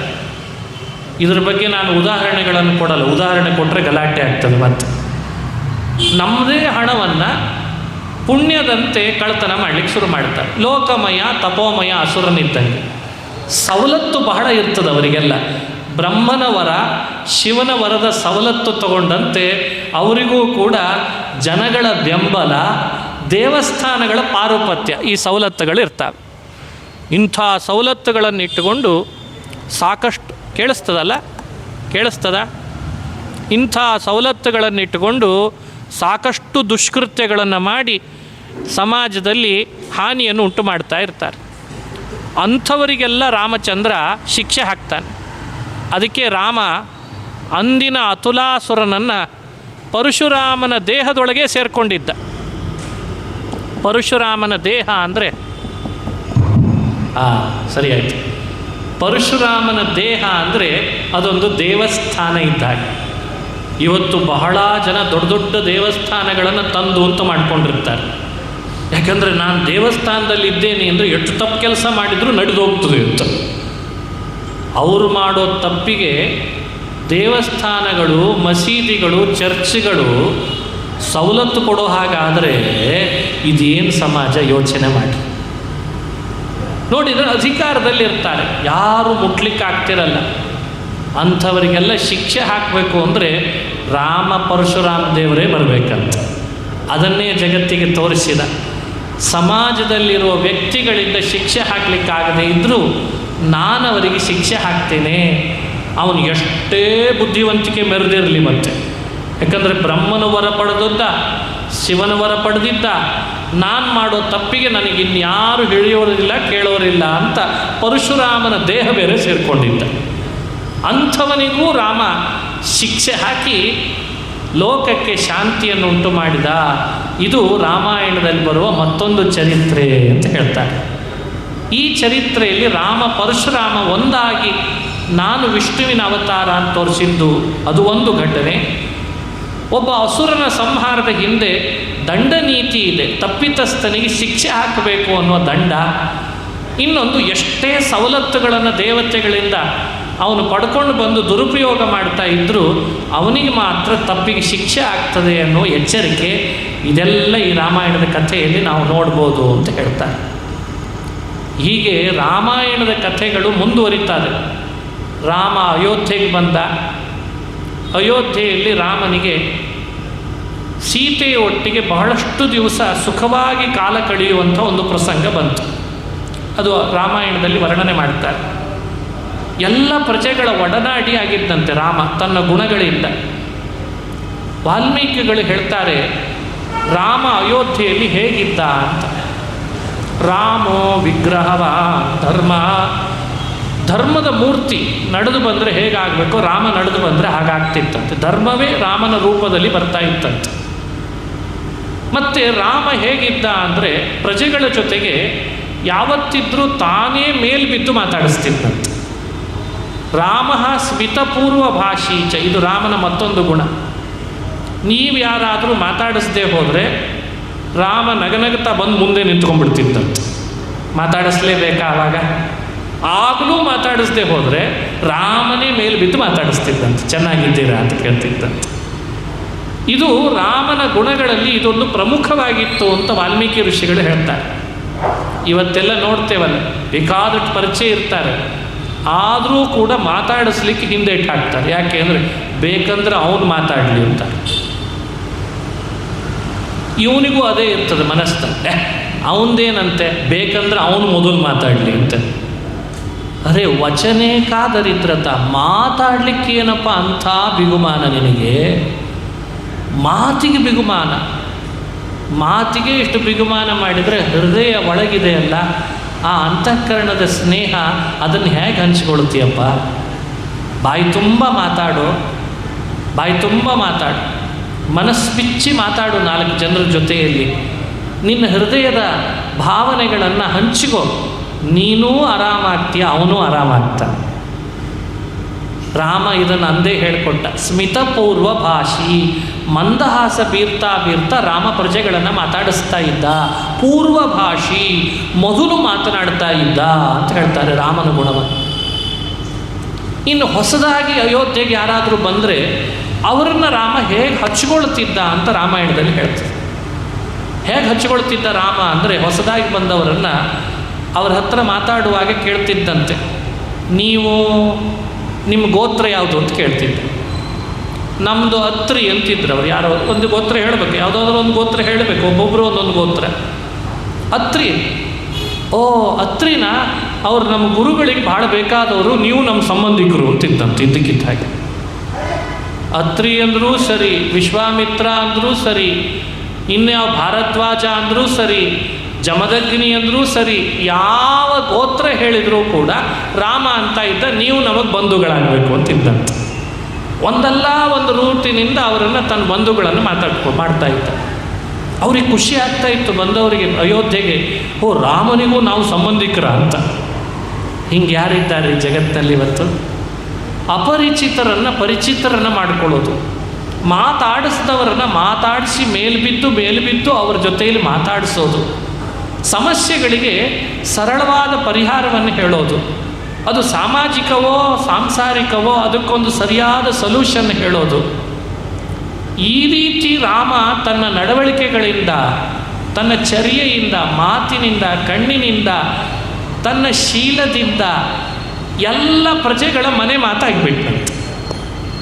ಇದು ಒಬ್ಬ ವ್ಯಕ್ತಿ ತನ್ನ ಬದುಕಿನಲ್ಲಿ ರಾಮನಿಂದ ಕಲಿಬೇಕಾದ ಬಹುದೊಡ್ಡ ಪಾಠ ಅಂದರೆ ತನ್ನ ಗುಣಗಳಿಂದ, ತನ್ನ ವ್ಯಕ್ತಿತ್ವದಿಂದ ಎಲ್ಲರನ್ನು ತನ್ನ ಬಳಿಗೆ ಆಕರ್ಷಣೆ ಮಾಡೋದು. ಇದನ್ನು ಕಲ್ತ್ವಿ ಅಂದರೆ ನಮ್ಮ ಜೀವನದೊಳಗೆ ನಮ್ಮನ್ನು ಯಾರೂ ಕೂಡ ಮಟ್ಟ ಹಾಕಲಿಕ್ಕೆ ಸಾಧ್ಯ ಇಲ್ಲ. ಆ ರಾಮನ ಗುಣಗಳು ಹೇಗಿದ್ದು ಅಂತ ಒಂದು ಅಧ್ಯಾಯ ಹೇಳ್ತಾರೆ. ನಾಳೆಯ ದಿವಸ ರಾಮನ ಗುಣಗಳು ಎಲ್ಲ ಅಯೋಧ್ಯೆಯ ಪ್ರಜೆಗಳನ್ನು ಹೇಗೆ ಆಕರ್ಷಣೆ ಮಾಡಿತ್ತು, ನಮ್ಮ ಜೀವನದಲ್ಲಿ ಸಾಧ್ಯವಾದರೆ ಆ ಗುಣಗಳನ್ನು ಅಳವಡಿಸ್ಕೊಳ್ಳಿಕ್ಕಾಗ್ತದ, ಅದನ್ನು ನಾಳೆ ಮತ್ತೆ ಚಿಂತಿಸೋಣ, ಮುಂದುವರೆದ ಭಾಗವನ್ನು ನೋಡೋಣ ಅಂತ ಹೇಳ್ತಾ ನಾಳೆಯೂ 5:15 ಪ್ರವಚನ ಪ್ರಾರಂಭ ಆಗ್ತದೆ. ಎಲ್ಲ ಭಗವದ್ಭಕ್ತರು ಭಾಗವಹಿಸಬೇಕು ಅಂತ ಕೇಳ್ತಾ ಶ್ರೀಕೃಷ್ಣ ಅರ್ಪಣಮಸ್ತು. ಹರಯೇ ನಮಃ. ನಿನ್ನೆ ಶ್ಲೋಕ ಹೇಳಿಸಿದ್ದೇನೆ, ಇವತ್ತು ಕೂಡ ಅದೇ ಶ್ಲೋಕವನ್ನು ಹೇಳಿಕೊಡ್ತೇನೆ. ಅಯೋಧ್ಯೆಯ ರಾಮ ಮಂದಿರ ನಿರ್ಮಾಣ ಆದದ್ದರಿಂದ ರಾಮ ಅಯೋಧ್ಯೆ ಗರ್ಭಗುಡಿಯಲ್ಲಿ ಮಾತ್ರ ಇದ್ದಾನೆ ಅಂತಲ್ಲ, ನಿಮ್ಮ ಹೃದಯದ ಗರ್ಭಗುಡಿಯಲ್ಲಿ ರಾಮ ನೆಲೆಸಿದ್ದಾನೆ. ಅವನ ಅನುಗ್ರಹ ನಮ್ಮ ಮೇಲೆ ಆಗಬೇಕಿದೆ. ಅದಕ್ಕೆ ರಾಮನ ಸ್ತೋತ್ರದ ಜಪ ಮಾಡೋಣ. ಆಪದಾಮಪಹರ್ತಾರಂ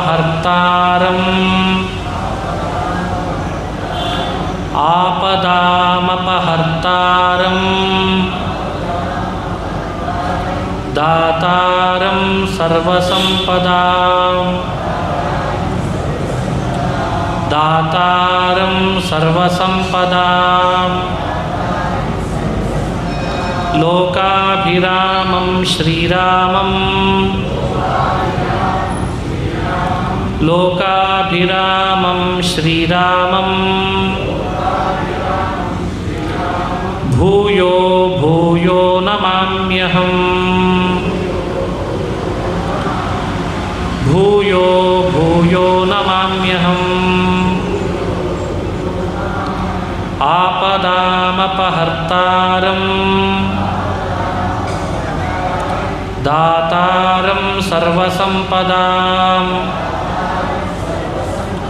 ಲೋಕಾಭಿರಾಮಂ ಶ್ರೀರಾಮಂ ಭೂಯೋ ಭೂಯೋ ನಮಾಮ್ಯಹಂ ಭೂಯೋ ಭೂಯೋ ನಮಾಮ್ಯಹಂ